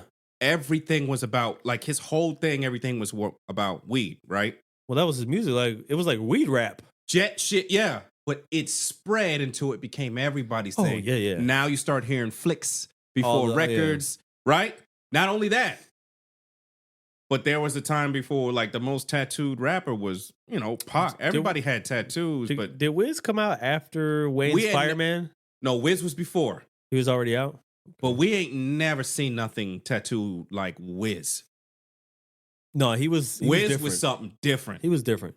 And then everybody jumped on the way. Dog, I'm telling you, the jeans, like the tight, all that stuff started with his wave. Wiz came in at Wiz and Mac perfect and time. all. Yeah, He came in at a perfect time where, every so many years you have a hip hop transition. And Wiz was one of those transitions. He 2000. came right there. 2006, And that was 2007. That was like Ink the my whole beginning. body. I don't give a motherfucker. Yeah. That shit right there, Yeah. and then Prime Wayne. But I'm watching him borrow shit. Oh yeah, they was You know what I'm saying? You bought, But I was a big Wiz guy, so I just was like, yo, these niggas is taken. that's how it is though. True. But my thing is, you gotta utilize how am what's I hot. wrong for saying, hey, I know y'all thought this was original, but it really wasn't. I don't think that's wrong. I don't think that's wrong either. No, I don't think it's wrong. I think that you're just more knowledgeable. You were seeing it beforehand, and then now you see when it's being borrowed and utilized. Because I be listening to motherfuckers and they just be like, yo, when Bape was on the wallet chain and stuff, and that was Dipset. When he was on the Bape, that was fucking the Neptunes. Yeah, but I paid attention too, so I could tell you like the same thing. Like I remember Joel Santana walking around with the red Bape jackets and all that shit. Like and Wayne the purple. was just the chosen one. But to me, all them guys in that level, I expected them to be wearing this type of shit. Mhm. I expected Cameron to be showing up in the jackets that he showed up with. The fur, the pink fur, that was expected. Like that was I watched Cameron. That's as why I wore wallet that type chain. of guy. All them chains and shit. Yeah, and the scarves and shit. It was because Hey, of Dipset. even when Joel Santana, Jim Jones was all rocking like the rocker pants with the Dipset. what was the type of pants? The brand. Mm-hmm. It was True Religion. True Religion. Yep. They was wearing True Dipset. Religion. They had the fucking chains. That hanging. whole point in time, Dip, fucking Wiz. That's how I was dressing then because of that shit. I think if you ask Wayne though, if he got like a lot of his fashion from Dipset, I think he would say it. He was cool with them niggas, yeah.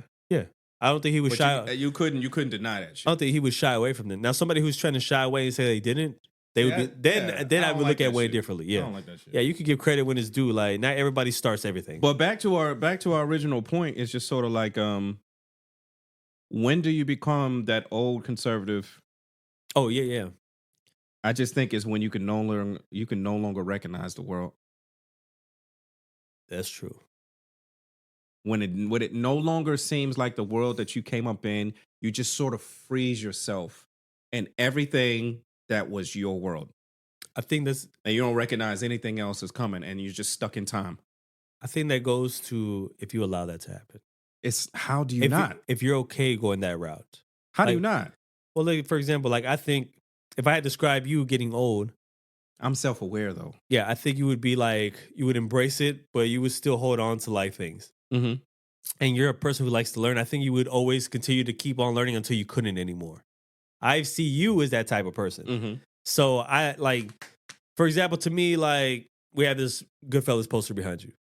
It has Ray Liotta, right? Yeah. Passed away. Yes. But before he passed away, we all viewed him as the badass fucking We love Ray. promoting the liquor on the fucking TV, the commercial. Which what liquor was it? The I 1800? forget what 1800. Yeah. It was 1800, and he was promoting that. Because he had that thing in his face, bro, like that He just has that psycho look. seriousness. Yeah. Yeah. He has that look, and he just has like that mysteriousness to him. And you take him seriously when he talks. yeah. And I'm just like, bro, like this man is older, obviously, because I know him from Goodfellas. That movie came out when I was born. You know what I'm saying? So the fact that I'm like, I look back and I know, But how- it's an authentic cool. yeah. And those guys, like the Goodfella, that group, Yep. everybody Pesh, involved, they all Everybody has an authentic cool. look cool. Even Yep. when they've slowed down. fucking Scarface. Why am I drawing blanks? Fucking, You're talking about De Niro. no, No, Scarface. Al Pacino. Al Pacino. Like even as slow as he's, as much as he's slowed down. Him and De Niro at 80, they just got that authentic. Yeah, they've slowed cool. down, but you still look at him and like, yo, he's still a cool motherfucker. They're always going to be cool. He's so fucking that cool. That goes to the point, bro, is that if you're being your authentic self, yeah, that's cool. Bro, but there's nothing like these guys. No, everybody, but the people that set trends are the people that follow their own drum. Yeah. And everybody else wants to do, because everybody wants to do that, but they can't. Most people can't. That probably is so they follow the people that do. Mm-hmm. I think that's what's giving these men longevity. That's what, like, we look at them later in life and we're like, yo, that's that same type of dude from back in the day. The like, easiest thing to be is yourself. Shit, even I was me and my brother were watching what's that one movie with De Niro, fucking, and Samuel L. Jackson.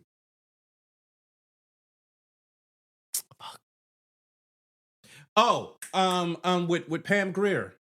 Yeah. You know what I'm talking about. I know exactly what you're talking about. I hate when I... It's a woman's name, the name of the movie. Jackie Brown. Jackie Brown. So I'm just got to give you a second. I know, it's been a while. It's an old movie. But we were watching Jackie Brown, right? And I'm watching De Niro, and he doesn't have the biggest role in there. No. And he's funny as fuck, though. Yeah, I'm watching, and I'm just like, bro, everything he does just feels like it's realistic. Like, you can watch movies and, we see mad good actors, right? A lot of good actors. But I'm watching De Niro, I'm like, every time I see De Niro, it doesn't matter what role he plays. I don't care if he's playing that bad grandpa character, or he's playing this character, or he's Robert, or, playing the Goodfellas character. I'm like, bro, everything he does seems legitimate. Like if this could really be him. You know what I'm saying? He has that gift, that look, like he could just do it. He could do it, bro. It's the thing that's cool about them is the most natural part about them. It's their mannerisms. Denzel got that. Yeah. It's his fucking walk. Denzel's another one. You know what I'm saying? Yeah. It's like these people are being, even when they're acting, it's the authentic parts of themselves that are the cool things. It's all the little mannerisms that you see. It don't matter what character you are. Mm-hmm. In any film, you could become a different person, but the most natural parts about you is the shit that we find cool. Yeah. So it don't matter who you are, we're always going to like, because it's the mannerisms that we like. Yeah. So aside from like the Goodfellas group, who are, to me, in my opinion, like I said, those are those guys who they maintain that, that cool, mysterious look, right? We said it before. I think even Leonardo DiCaprio has that kind of like that Clooney, that aura. Stallone has it. Stallone could put Stallone on, to an extent, to me. Not really, because I still always see him as Rambo. He's in his 70s and he can always put on a jacket and a fedora, and he's always cool. I can see that. Yeah, he's always cool. Did he just start getting more tattoos like a couple years ago? Mm-hmm. That's funny. Stallone can just do it because he's Stallone. Yeah, he's all. I take back what I said. Whenever you are your authentic self, they like you. You're that guy. People are just going to follow those people that are okay with being themselves. Yeah, I think there's obviously Samuel L. Jackson to me is one of those guys too. Sure, he's the guy who steals the room. I mean, I don't remember when it was. On the episode we were talking about Django, and I was like, I started really thinking more about Samuel L. Jackson's character, and I'm just like, bro, only he, just the nuts that it took, only he could do that. I don't think anybody else, he would do it. Nobody else could do it. Tarantino, he was like, you want me to be the most despicable black man to ever be on cinema? I got you. All right. Bet. Only he would go, all right. And you still, and then go and do that, and then, let me go do an Avengers movie. And just be asked, bruh. It's crazy. The range is crazy. It is. People are not giving him enough credit. But that's the thing about Samuel, and that's why I tell, I had the conversation when they were trying to debate Samuel and Denzel. I was like, it's two different. That's different lanes. It's different lanes. Yeah. You can't compare the two, because Samuel is the wild card that is going to do movies that are crazy. Now, not a lot of them hit. They are the best in what they do. Yeah, not a lot of them hit. Samuel has a lot of terrible fucking movies, but Samuel's going to roll the dice. Yeah. And you still, what I'm saying? But you still got to watch. Sometimes, even though the movie's bad, you still going to watch it. You watch it for him. You just watch it. A lot of times. All right, it was kind of a bad movie, but hey, man, Samuel's going to roll the dice.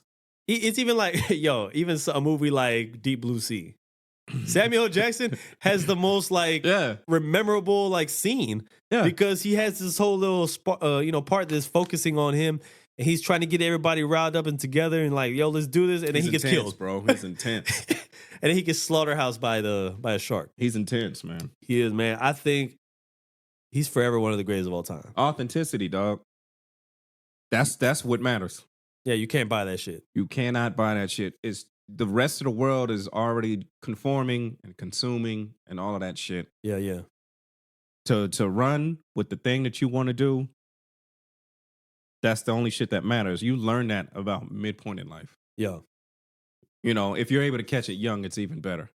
That's if you're able to. If you're able to. But then, not only authenticity, like if you really want to be that person, like if you have the ability to reinvent yourself, I'll give you this. You already know how I feel about the man. But the thing that I appreciated the most about Kanye was the reinvention, right? Yeah, yeah. He did that. Same as Madonna, same as Prince, same as Michael. You have eras. Anytime I approach something, it's going to be a completely different. I'm in a different mood. I'm in a different space. Yeah. Therefore, my everything is going to reflect difference. Of course. So now I know what 808s and heartbreaks look like. I see the striped glasses with the gray suit and the, you know what I'm saying? Yep. I know which era he's in because he's been able to reinvent himself and reinvent himself and reinvent himself. So being authentic, maybe he's not 100% authentic, but he is able to reinvent himself, and I love that. I love reinvention. I think that's just the genius of being a creative. Yeah. We can't, as much as crazy as, you know, he's appeared to be, you know, we've all talked about this before. Probably spent countless hours having these discussions. Shit, even me and IQ back then, obviously we were bumping heads about it, but I was like, you know, it is what it is. But we can't take away this high level of creativity. Yeah. And, as a creative, he's always going to be on a different level. I respect it, but I also know that at this point in time in his life, shit, for the past, what people don't want to talk about, for the past maybe decade, yeah. If you know anything about Kanye grabs producers. Mm-hmm. I like that sound. I like that sound. I like that sound. It's now mine. It's not him doing. You got to respect. He's kind of directing. Yeah, you got to respect that he has the ear to find what he likes, but there is also a list of producers who didn't appreciate what he did. Yeah. You know what I'm saying? And how he took from them and made it his. And so that's why I would say it wouldn't be 100% authentic, but I do love that you could have an action figure of a motherfucker from 20 years. A whole lineup of who Kanye was in this period and what this looked like. He completely reinvents the look. Yeah. I respect that. Yeah. I agree. But I was done with him probably about Pablo. I was done. I think that's where most of us were. And I think that's when I diverted from caring about music, like musically what he had to do and what he was saying in the media. Mm-hmm. And I just diverted over to, because that was around the emergence of the new Adidas deal. Yeah. And so, a lot of this shit looks ridiculous, but some of the stuff I'm like, this suits me.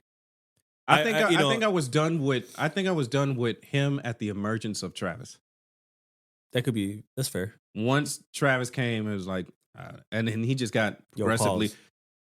Motherfucker. Couldn't let you get away with that. But once Travis arrived and you realize, okay, source material, but this is much better and a much younger version. And then he clearly has a mental issue. There's a lot of similarities, I think in styles. They do a lot of like they play with their voices a lot of effects. I could see that similarity with those two, but Travis Scott being a newer version in himself, he's obviously this is like evolved, develop a style that a lot of people mimic. This is like super original. Yeah, no, he has a style that people have been ripping for now years. For a very maybe slow down time. now, but like how many songs? And no disrespect to nobody from our city, But even certain songs that came across my radar from our own city Mhm. start to sound all Travis. Yeah, everybody is gonna. And- Boy, and- them Little Wayne years was rough. Oh, everybody who God. was trying to rap like a Wayne, and like I said, it always happens. Every so often, you're gonna have that switch up, that transition in years of Mhm. hip hop, where people are gonna like whoever's hot. That's who people are trying But to see, become. I can't or even. they're I trying can't to mimic. even. I can't even hate on that because when I was in my early 20s, Yeah, I was in a Jay Z thing. I was in a super Jay Z phase. Let's say you wanted to be Nas. I want to be Jay. It was a Jay, like my mannerisms. Okay, and so let's say you wanted to be like Jay. You were very influenced by Jay. You maybe looked up to Jay. Mhm. So It bleeds. in a sense, it's the same thing. Yeah. You know, it's just that now We all went through it's it. a different type of style that people are mimicking and trying to gravitate to. And it's no different than you back then. Yep. It was no different than me back then, where for me, I was fascinated by all the various styles of music that were coming out. Mhm. Whenever at the time, I remember Khaled was putting out those big group projects with Rick Ross, That motherfucker. T-Pain, fucking everybody, right? Mhm. And I love the way they put that together, and I wanted to do stuff like that. But I wasn't thinking about Khaled because I was thinking about the actual artists who were involved, Right. because of how they did it. So I was like, let me try to grab people who I Right. think can like Because kill you're this like- shit. I appreciate all these different styles the way they do. Yeah. And now I want to be able to. Yeah, like piece it together. And back then there was so much collaboration, even when like the remixes were a big thing. I missed the era of remixes. You had like, Busta Rhymes would have a hit, and boom, he'll put 5 of your favorite rappers all on that project Yeah. or on that record. And now you're loving the remix. Chameleon Era was notorious for that too. A lot of remixes with a lot of artists. Can we talk, since we're on the subject of remix, let's talk about the person who made remixes what they are. Sure. The remix god, the guy who kind of felt like he invented the remix, Diddy. This is a wonderful way to close out. You know, I with tried the- to bring him up a few months ago, Yeah. and now things have progressed. What you got? You know what the Diddy thing has taught me? No. All of that progression you think that we've had as a society culturally about the gay shit ain't true. It's all, we talked about that. I said all of that shit is shit that you do on social media and in classrooms and stuff to appear a certain way. Sure. But behind closed doors, niggas is niggas. We ain't really progressed like we progressed. All that Diddy shit shows you is that we ain't progressed when it comes on that subject. It's still a stigma. It's still darkness. You know what I'm saying? And the sad part about it is, for anybody involved, I don't think people understand. While Diddy was doing all sorts of like stuff, the vodka, the clothes, the shows and all of that stuff. Another great source of his incomes was his parties, right? That was an actual thing. Like people who are event throwers and wedding planners and stuff like that. Part of Bad Boy's thing was he did these big, extravagant, Great Gatsby parties. Yeah. Same thing as Jamie Foxx is famous Very for. notorious for it. The all-white parties. Bro, all I that. wish we could make a fucking list of the amount of movies and music collaborations and stuff came from people who met at these parties, right? He was famous, whether it be in Vegas, whether it be in LA, the Hamptons or stuff like that.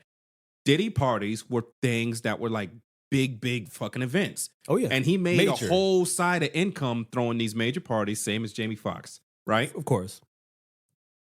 So everybody and their mama has been to these parties, right? So now you're stigmatized if you've ever been to a Diddy party as if like you got tickled or diddled or something like that. Yeah, you were a part of it. And it wasn't like that. You know, a lot of this shit was happening and you private know, settings. you're dealing with a person who his whole brand is I'm that big boss from Harlem. I dictate, I can have people marching or get me shit. We love that shit about him, right? Everybody was- likes a boss. He was the boss that told you straight, that made you do shit, but he also made you great. He's a kingmaker. Everybody wants to be around a dude. Yeah. Now, we love that about him and that image, but the problem with that is that gives him the ability to take advantage. Who wouldn't? Yeah. All these guys are getting in trouble, but they were all bosses that we loved the way that they bossed over people and they dictated shit, right? Yeah. All right. The nigga ain't been arrested yet. Not at all. A lot of charges and a lot of accusations, and somehow a black man in America has not been in handcuffs. Which is crazy. You would That's think got to it- be taken into consideration. I think what people see, and I'm not denying that he did some shit. I'm pretty sure he did some shit. We watched him do crazy shit in the early 2000s Yeah. and shit. I think people see money falling from the sky, and that's what it is. Sure. You're watching him crash, and if you've ever been, there's a couple people, if you see money falling from the sky, they're on a ladder while everybody else is on the floor with their hands. somebody's climbing, getting the head start. Somebody has, because they've been close to Diddy. Mm. So they can say whatever. They're standing on a ladder with a bag as money is falling from the sky, and the rest of everybody else is just waiting on the floor. I also do think that people, even people who are not directly involved, people who do give it the attention they do, right? Yeah. I think that sometimes people like to see the top guy crumble.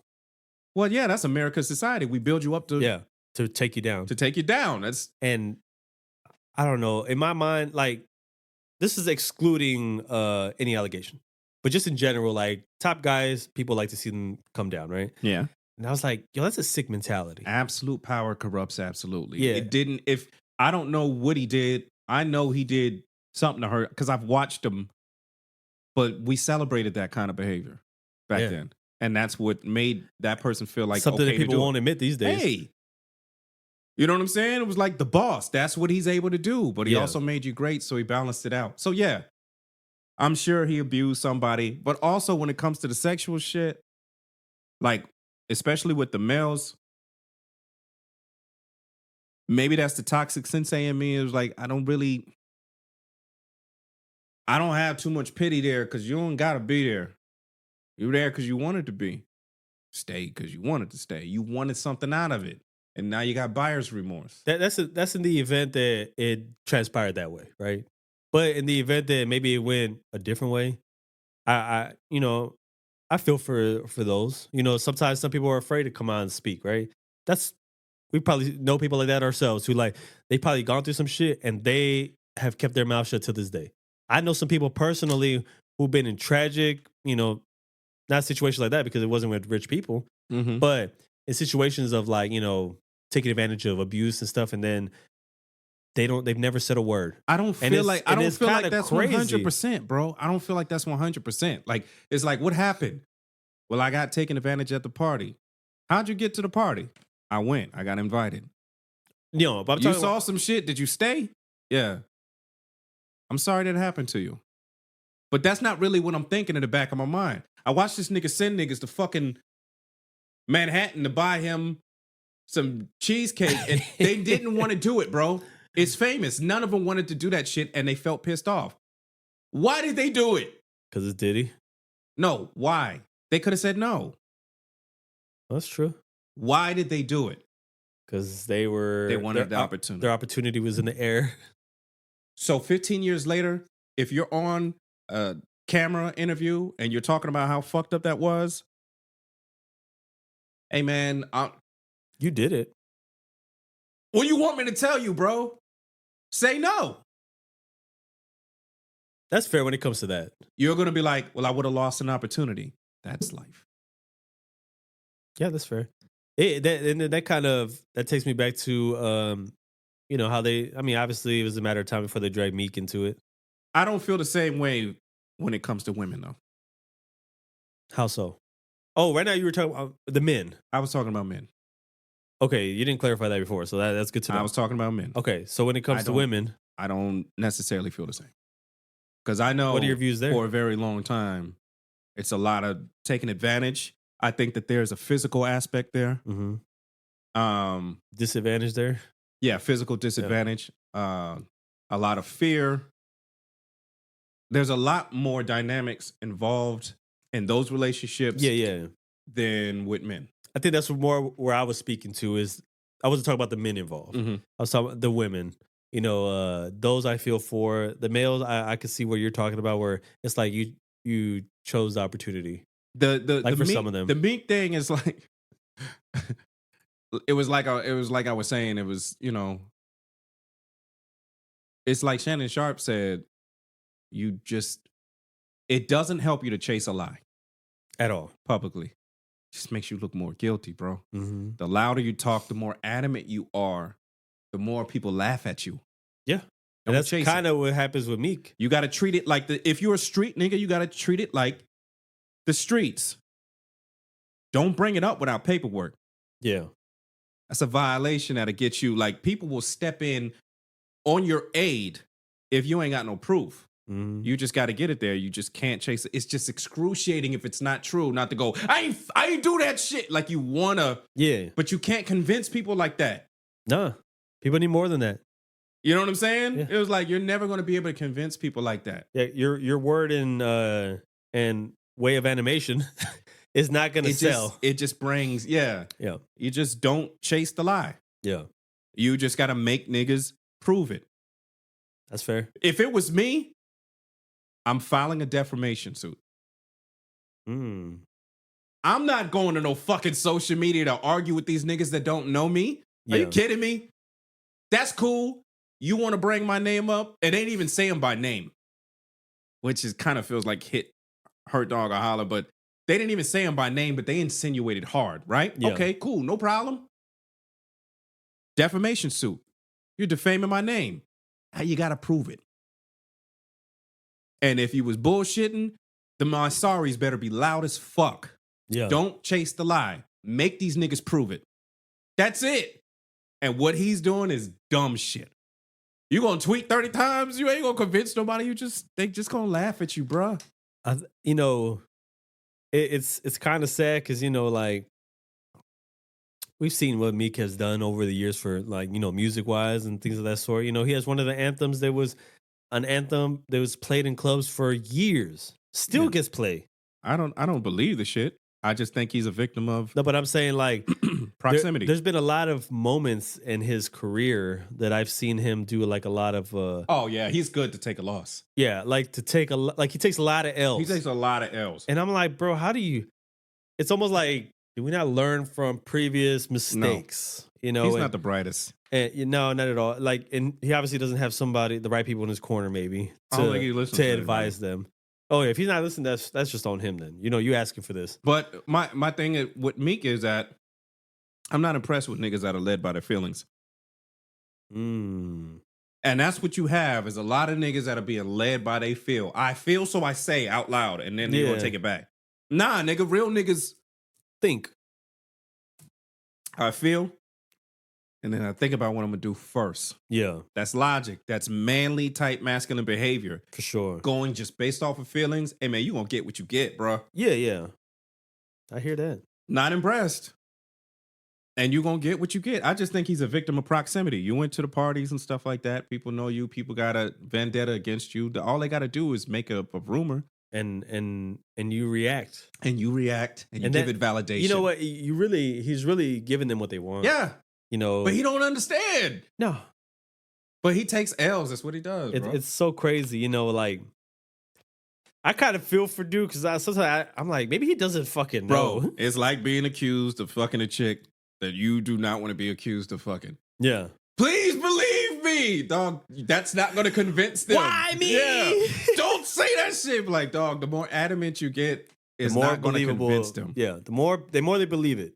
It's like in life, if you've been something and everybody expects you to be that thing and you've changed, Yeah. you can't talk them out of thinking that's who you are. Mhm. The only thing you could do is be the opposite of who you were consistently. Yeah. Because you're not going to be able to convince them with words. At all. So you're just going to have to, don't chase the lie, bro. Don't chase. That's who I used to be. I'm not that. I'll show you. Yeah. Don't chase the lie. Make niggas. Show me the paperwork. I'm not going to get mad because you call me the snitch. I'm going to ask you to show me the proof. And if you can't, we're going to deal with you the way that we're supposed to deal with you for false allegations. Yeah. We'll see. This is going to be interesting how it transpires. I mean, for me, What a fall, bro. the jokes always, you know, are going to, you know, grab my attention because, you know, the internet don't play around. They don't waste no time. What a fall, bro. Yeah. It kind of sucks. And then at the end of the day, I'm like, yo, I'm still going to play I Need a Girl Part 2, though. My thing, my thing is this. If he did some of the shit, a lot of the shit that he's done, like the thing about Diddy is, like I said, man ain't never been in no handcuffs. No. He's just been the same as Will Smith. It's just been a lot of rumors and shit like that. Yeah. And lot Diddy of has talk. given you so much suspect behavior. Yeah. But if it winds up, some of the abuse stuff winds up being true as far as the males and stuff. A lot of this shit wouldn't have happened if you just would have lived your truth. Could be so. If you just would have lived your truth, you would have been all right. Yeah, but I think a lot of guys too in their positions, like, it's not about that. Like, it's not about the truth anymore. Shit always comes in It's the light, about bro. it's about the clout, really. Shit always comes to light, bro. Yeah. Some people, I think, they lose track. They lose track of who who their real selves are. And eventually it comes around. I'd rather just, all right, look, this is who I am right now. Some of y'all are just not gonna like me. I can grow and I can evolve, but I'm not gonna run away from who I am. Yeah. Some of y'all are just not gonna like me. Maybe you'll like me Facts. later. Maybe you'll never like me. But I'd rather live my truth than not. Because now you've been doing all these sneaky, sticky situations. Yeah, yeah. And then society changed and now you're done. Yeah. A whole fucking empire Crumbling. crumbling. Now, Diddy has got probably like 30 sources of income that's coming automatically. So Hey. technically, if he doesn't go to jail, he'll be fine. But he's like, his image, his empire Has crawls. been tarnished. And that's sad.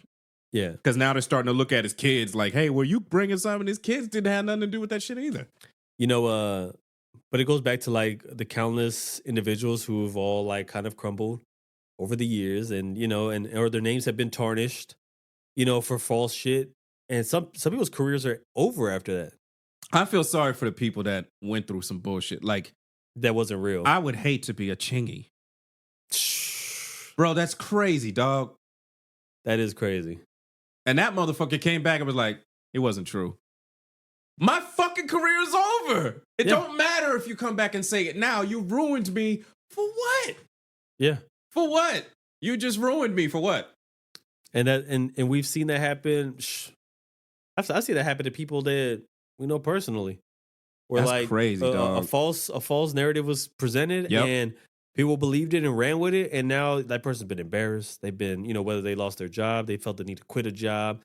They're not comfortable in a workplace because they've been falsely exposed. Yeah.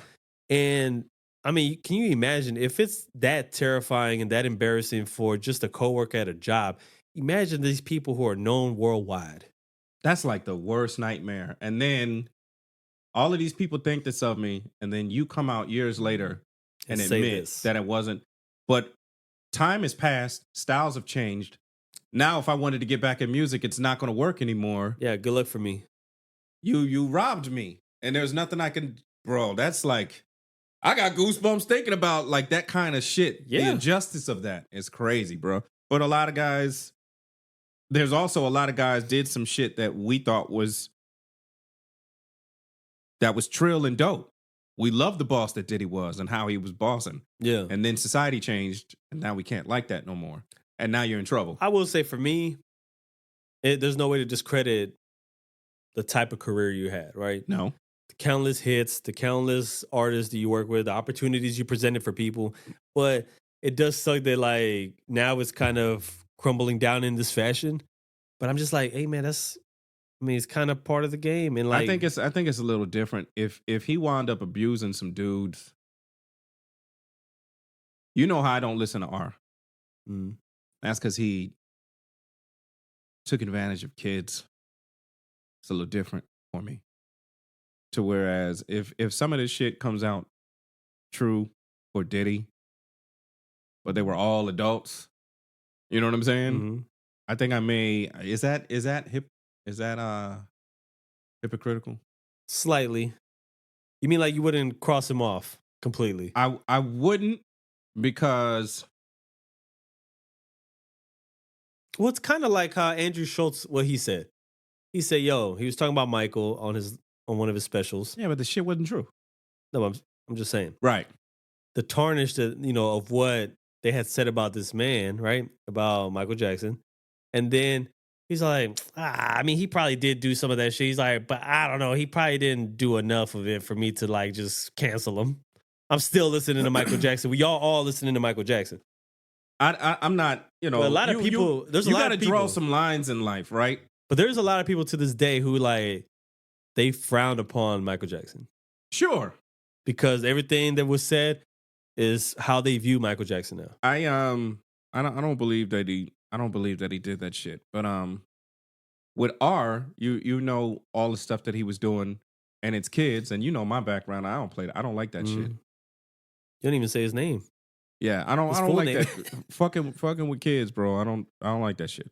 Nah, that's wrong. That's there's got to be some lines drawn at some point. That's way past the line. And I'm at the point now where like I don't fuck with Corey Holcomb and I barely fuck with 50 because I don't like people who don't fuck with their kids publicly.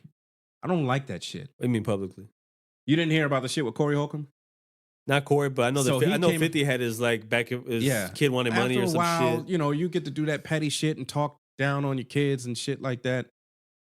Even if I don't fuck with my kids, it ain't gonna be a public You mean that they thing. talking about it publicly in that fashion? Yeah. Okay, yeah. no, that's different. I don't need to know that. I thought you meant I you like understand. you kind of want to see their relationship. I can understand that there's, you know, people have dynamic issues and shit with their kids. Sure. Keep that to yourself. Yeah. I don't need to see you coming out and fuck my kids and this shit. I don't like that shit. Yeah, no, that's So all- Corey came out and he was talking about his daughter, all sorts of bitches and bitch this and bitch. And it's only because, you know, she took her mother's side or whatever. But to talk about your kids like that, like your daughter Yeah. publicly, Yeah, that's fuck foul. you, bitch. I don't need you. I can make another kid and all of that shit. That's I don't foul. respect niggas that don't fuck with their kids like that. Yeah. Loud and shit like that. That's foul. Man, look. That That's a line that I drew at about 40.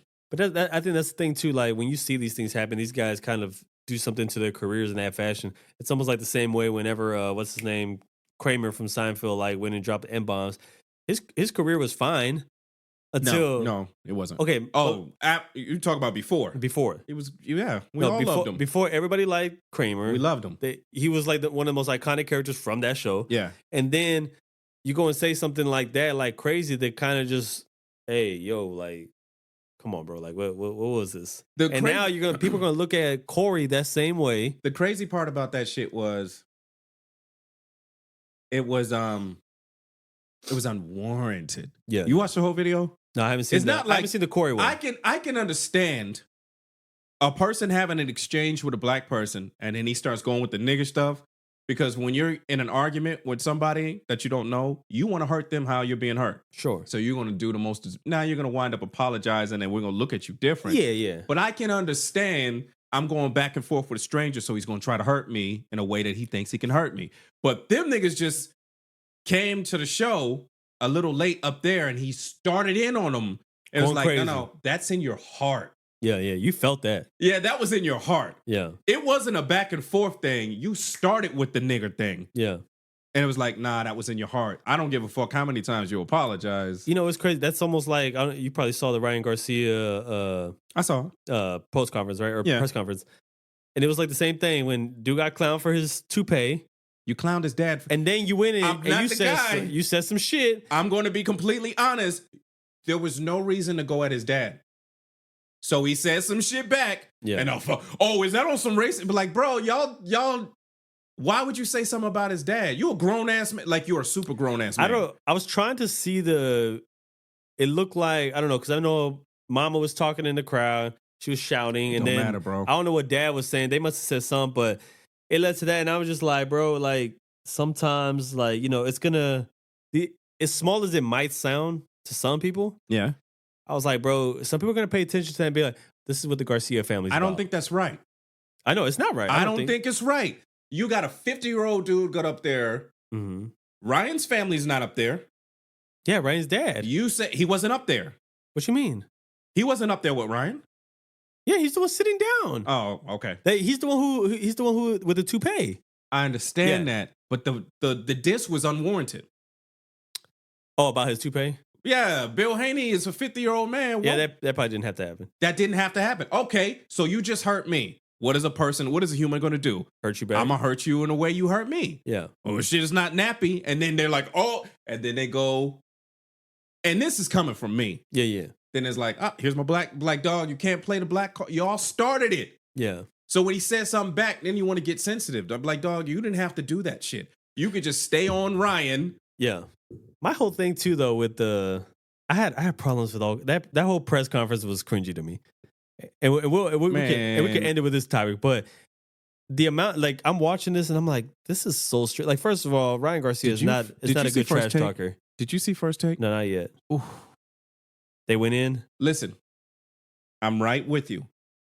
When the fight was announced, these are two guys that have fought each other 6 times. Yeah, yeah. They have They've split it. three apiece. Three yeah. apiece. Okay. I said Devin should win. I I'm think not he going to will. be surprised if Ryan puts him on his butt at some point in time. Maybe At this, like around 4. after watching the press conference, the press run, I think that Devin is going to take him apart. Because I don't know what's going on with Ryan, like emotionally and mentally. He's an emotional dude. When it's so cringy. Oh, trust me. Like his reactions, he can't talk shit. His toughness is not authentic. he's a terrible shit talker. It's bad. Yeah. Because you watch him take shit in sensitivity wise. He fucked up off the rip when dude said, like, yo, you gotta lay off the coke. And dude goes, for just to be clear, I don't do cocaine. I'm all like, you shouldn't have acknowledged that at all. You don't even You didn't acknowledge have to it. say anything about that. And then the look on your face, scream like, I'm just saying this, but I probably did coke with fucking Oscar De La Hoya like 10 minutes ago. He's such a bad shit talker. It's horrible. Terrible. It is so fucking cringy. It was like, I think this nigga's about to cry.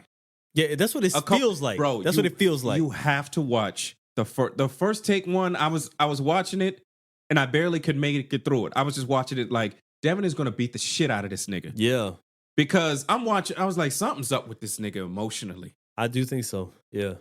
Devin would say the most minor shit. He's Oh yeah. like, do you know you're a fucking boxer, bro? Didn't Ryan start playing some like kid song This is what happens. mid-conference? This is what happens when your image is fucked. Yeah. This is what happens when you're a fucking prize fighter, but you keep trying to sell the Jesus shit. Oh my God. Don't get me So started. now Don't these get me two started. don't work. Don't get me started, man. And the I'm only tired of place that where shit. it's truthful is in the ring. See, he's mean in the ring. That could work. But them two image, like it's hard for you to talk shit, but then go back to the. It's Bro. garbage. It's terrible. Like my whole thing, and this goes for anybody who's in that world, right? And when you don't have much to say, so you resort to the Jesus talk. Yep. And that's what was happening to Ryan. Every time he started to stumble because he can't talk shit to can't. save his life. Yep. And he would just switch right back to Jesus talk. And I'm like, bro, look, first of all, I don't think it's in God's interest to make sure that you lay somebody on their ass. Nobody gives a fuck. I was like, Jesus ain't doing that for you. Just keep training. That's what, like, but that's me. I have a problem with people who do this type of thing. Well, even if it's not boxing related, like when people say like, they just gun down a deer Mm-hmm. and they're hunting. They're like, bro, praise to God. Bro, God, that didn't happen. That's not what happened. Or when, a basketball player knocks down a 3 and God did this. What? What happens when you miss it? Yeah, I didn't know that it was God's doing to make sure you made this bucket. I don't get it. The only person who, It's somebody crazy to like me. Andre Ward, Godson, that was his. He never said nothing. Yeah. All his trash talk was boxing related. Never disrespected people's family. Never got out of his skin. Yeah. He lived it. You can't talk that shit. You just gotta live it. Yeah. With Andre, we knew it was authentic. This shit is so like Ryan is so fucking see-through. And then when you watch them do the face-offs, the amount of fake tough is so cringeworthy. It is. You could see right through it to the point where if and when he loses this fight, I think Ryan should stop fighting. His heart is not in it. He's You just said he was going to retire, right? If he lost? he should. I don't think this game. I will say just this. think He's he a good just- boxer, but you're too emotionally driven. He is a good boxer, but I just think he's holding a golden ticket that he doesn't want to play the game in. Yeah. He doesn't want to be boxing, He's just here because he can be. but he's super fucking famous. He actually is skilled, and he has the ability to generate a whole bunch of money. It's He probably just- doesn't want to do this shit. There's got to be a lot of distraction too, though. I'm think sure, he but he wants doesn't to- want to do this shit. I think he wants to live a YouTuber life. I think he's just doing. You have to do it because it's available to you. Yeah, it's an option. It's the only option. It's your ticket option. If I fight, I'm going to get 15, 10 million. Yeah. If I'm not fighting, how am I going to get that? I think it's crazy too that he's and we know it's probably all cap, right? But I think that how he's trying to call out Sean O'Malley and say that he'll whoop his ass in the octagon. Sean wasn't even talking to him. I know. He was talking to Javante. I know. But I actually want to see that fight though. But here comes Ryan. But I wanted to see that fight though. Ryan and him in the octagon? I'd love to. No. That's what he said. He's not. He said he said he will beat Sean O'Malley's ass in the octagon. He's not going to in his own octagon. sport. The only person that's going in the octagon is Clarice Shields. She's the only one with the nuts. That's fair. And she's winning. Yeah. But Ryan Garcia, can you vision this guy jumping into the octagon with Sean O'Malley? Yeah. What do you think happens there?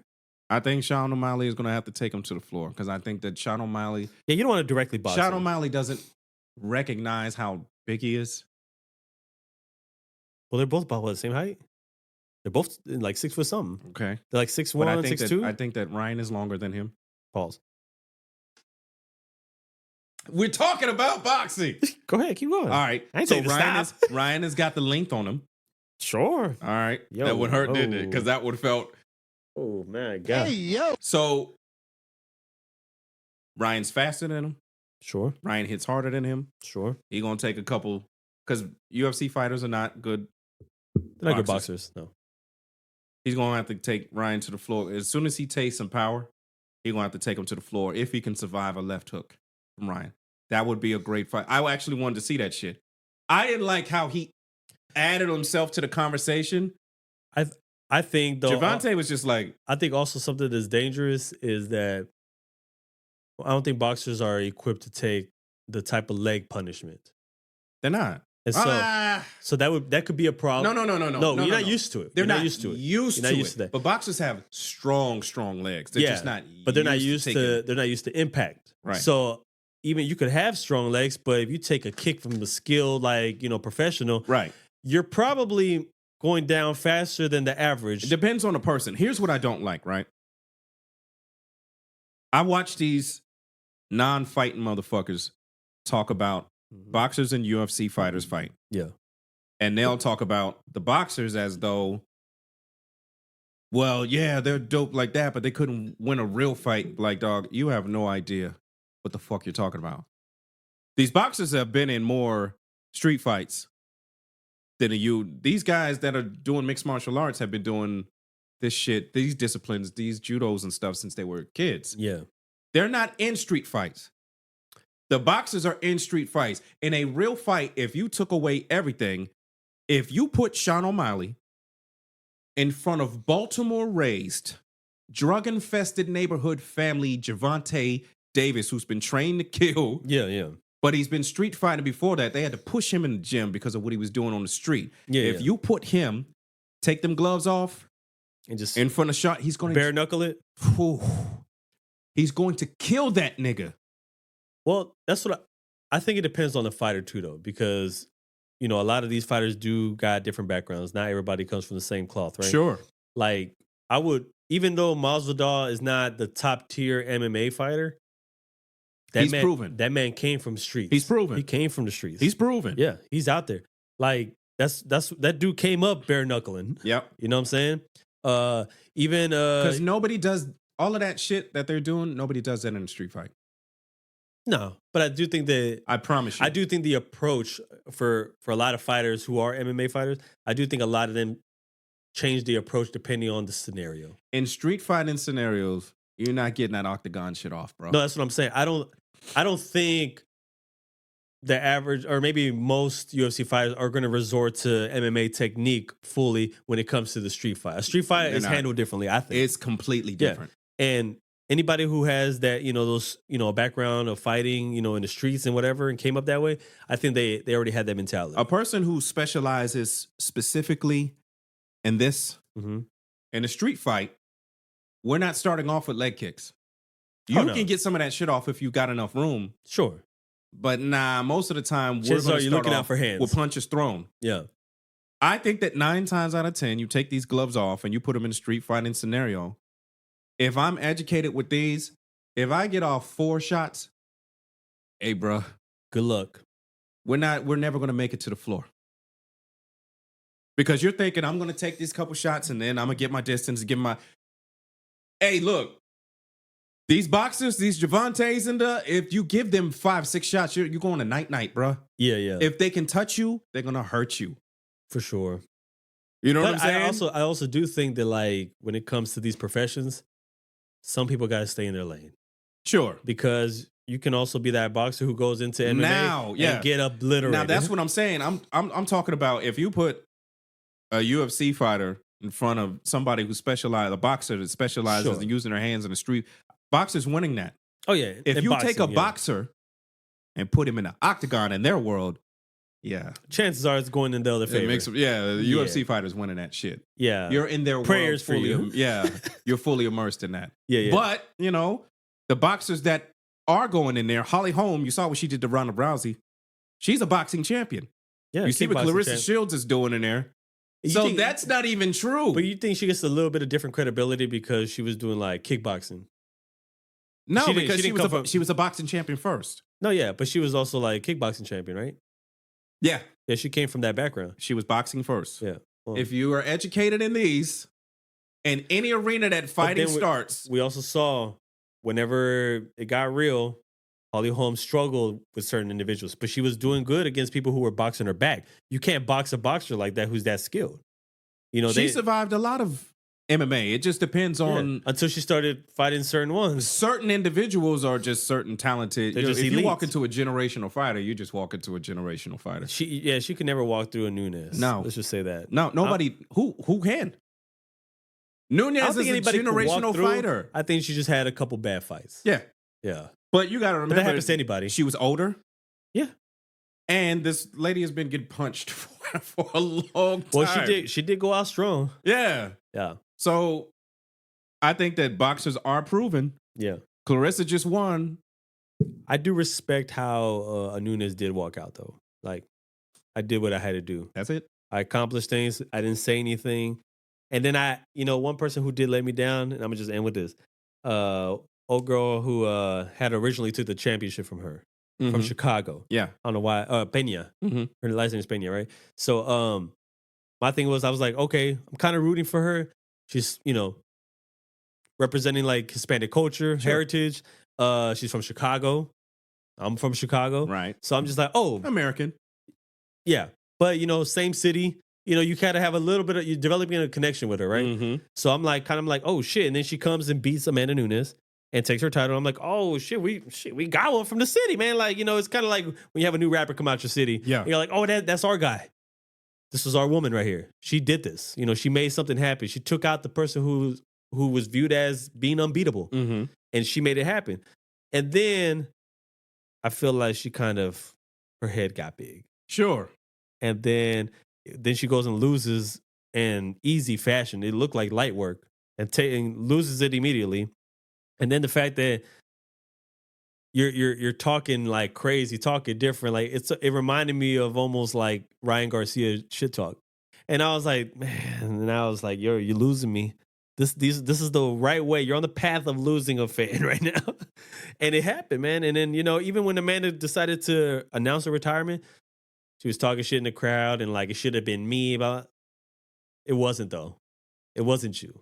Like, get over it. It's, like, generational talents are generational talents. But I'm a boxing fan. I can't watch these press conferences. Just bring on a fight. It's I tough. can't watch Ryan Garcia, bro. It's tough, man. There's something wrong. There's something up with him mentally. Maybe he is on drugs. Maybe.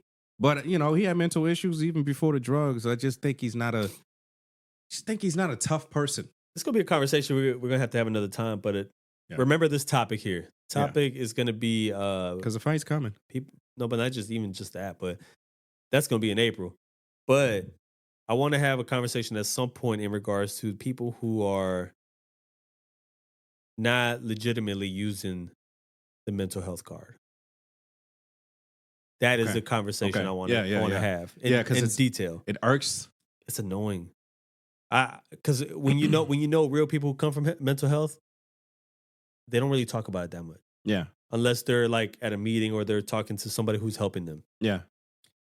Some of the ones that I'm very questionable on It's just in if vogue. they're just trying to pull that mental It's health just card in because vogue, it's yeah. in right now and it's an easy go-to because people fall back when you do. Yeah.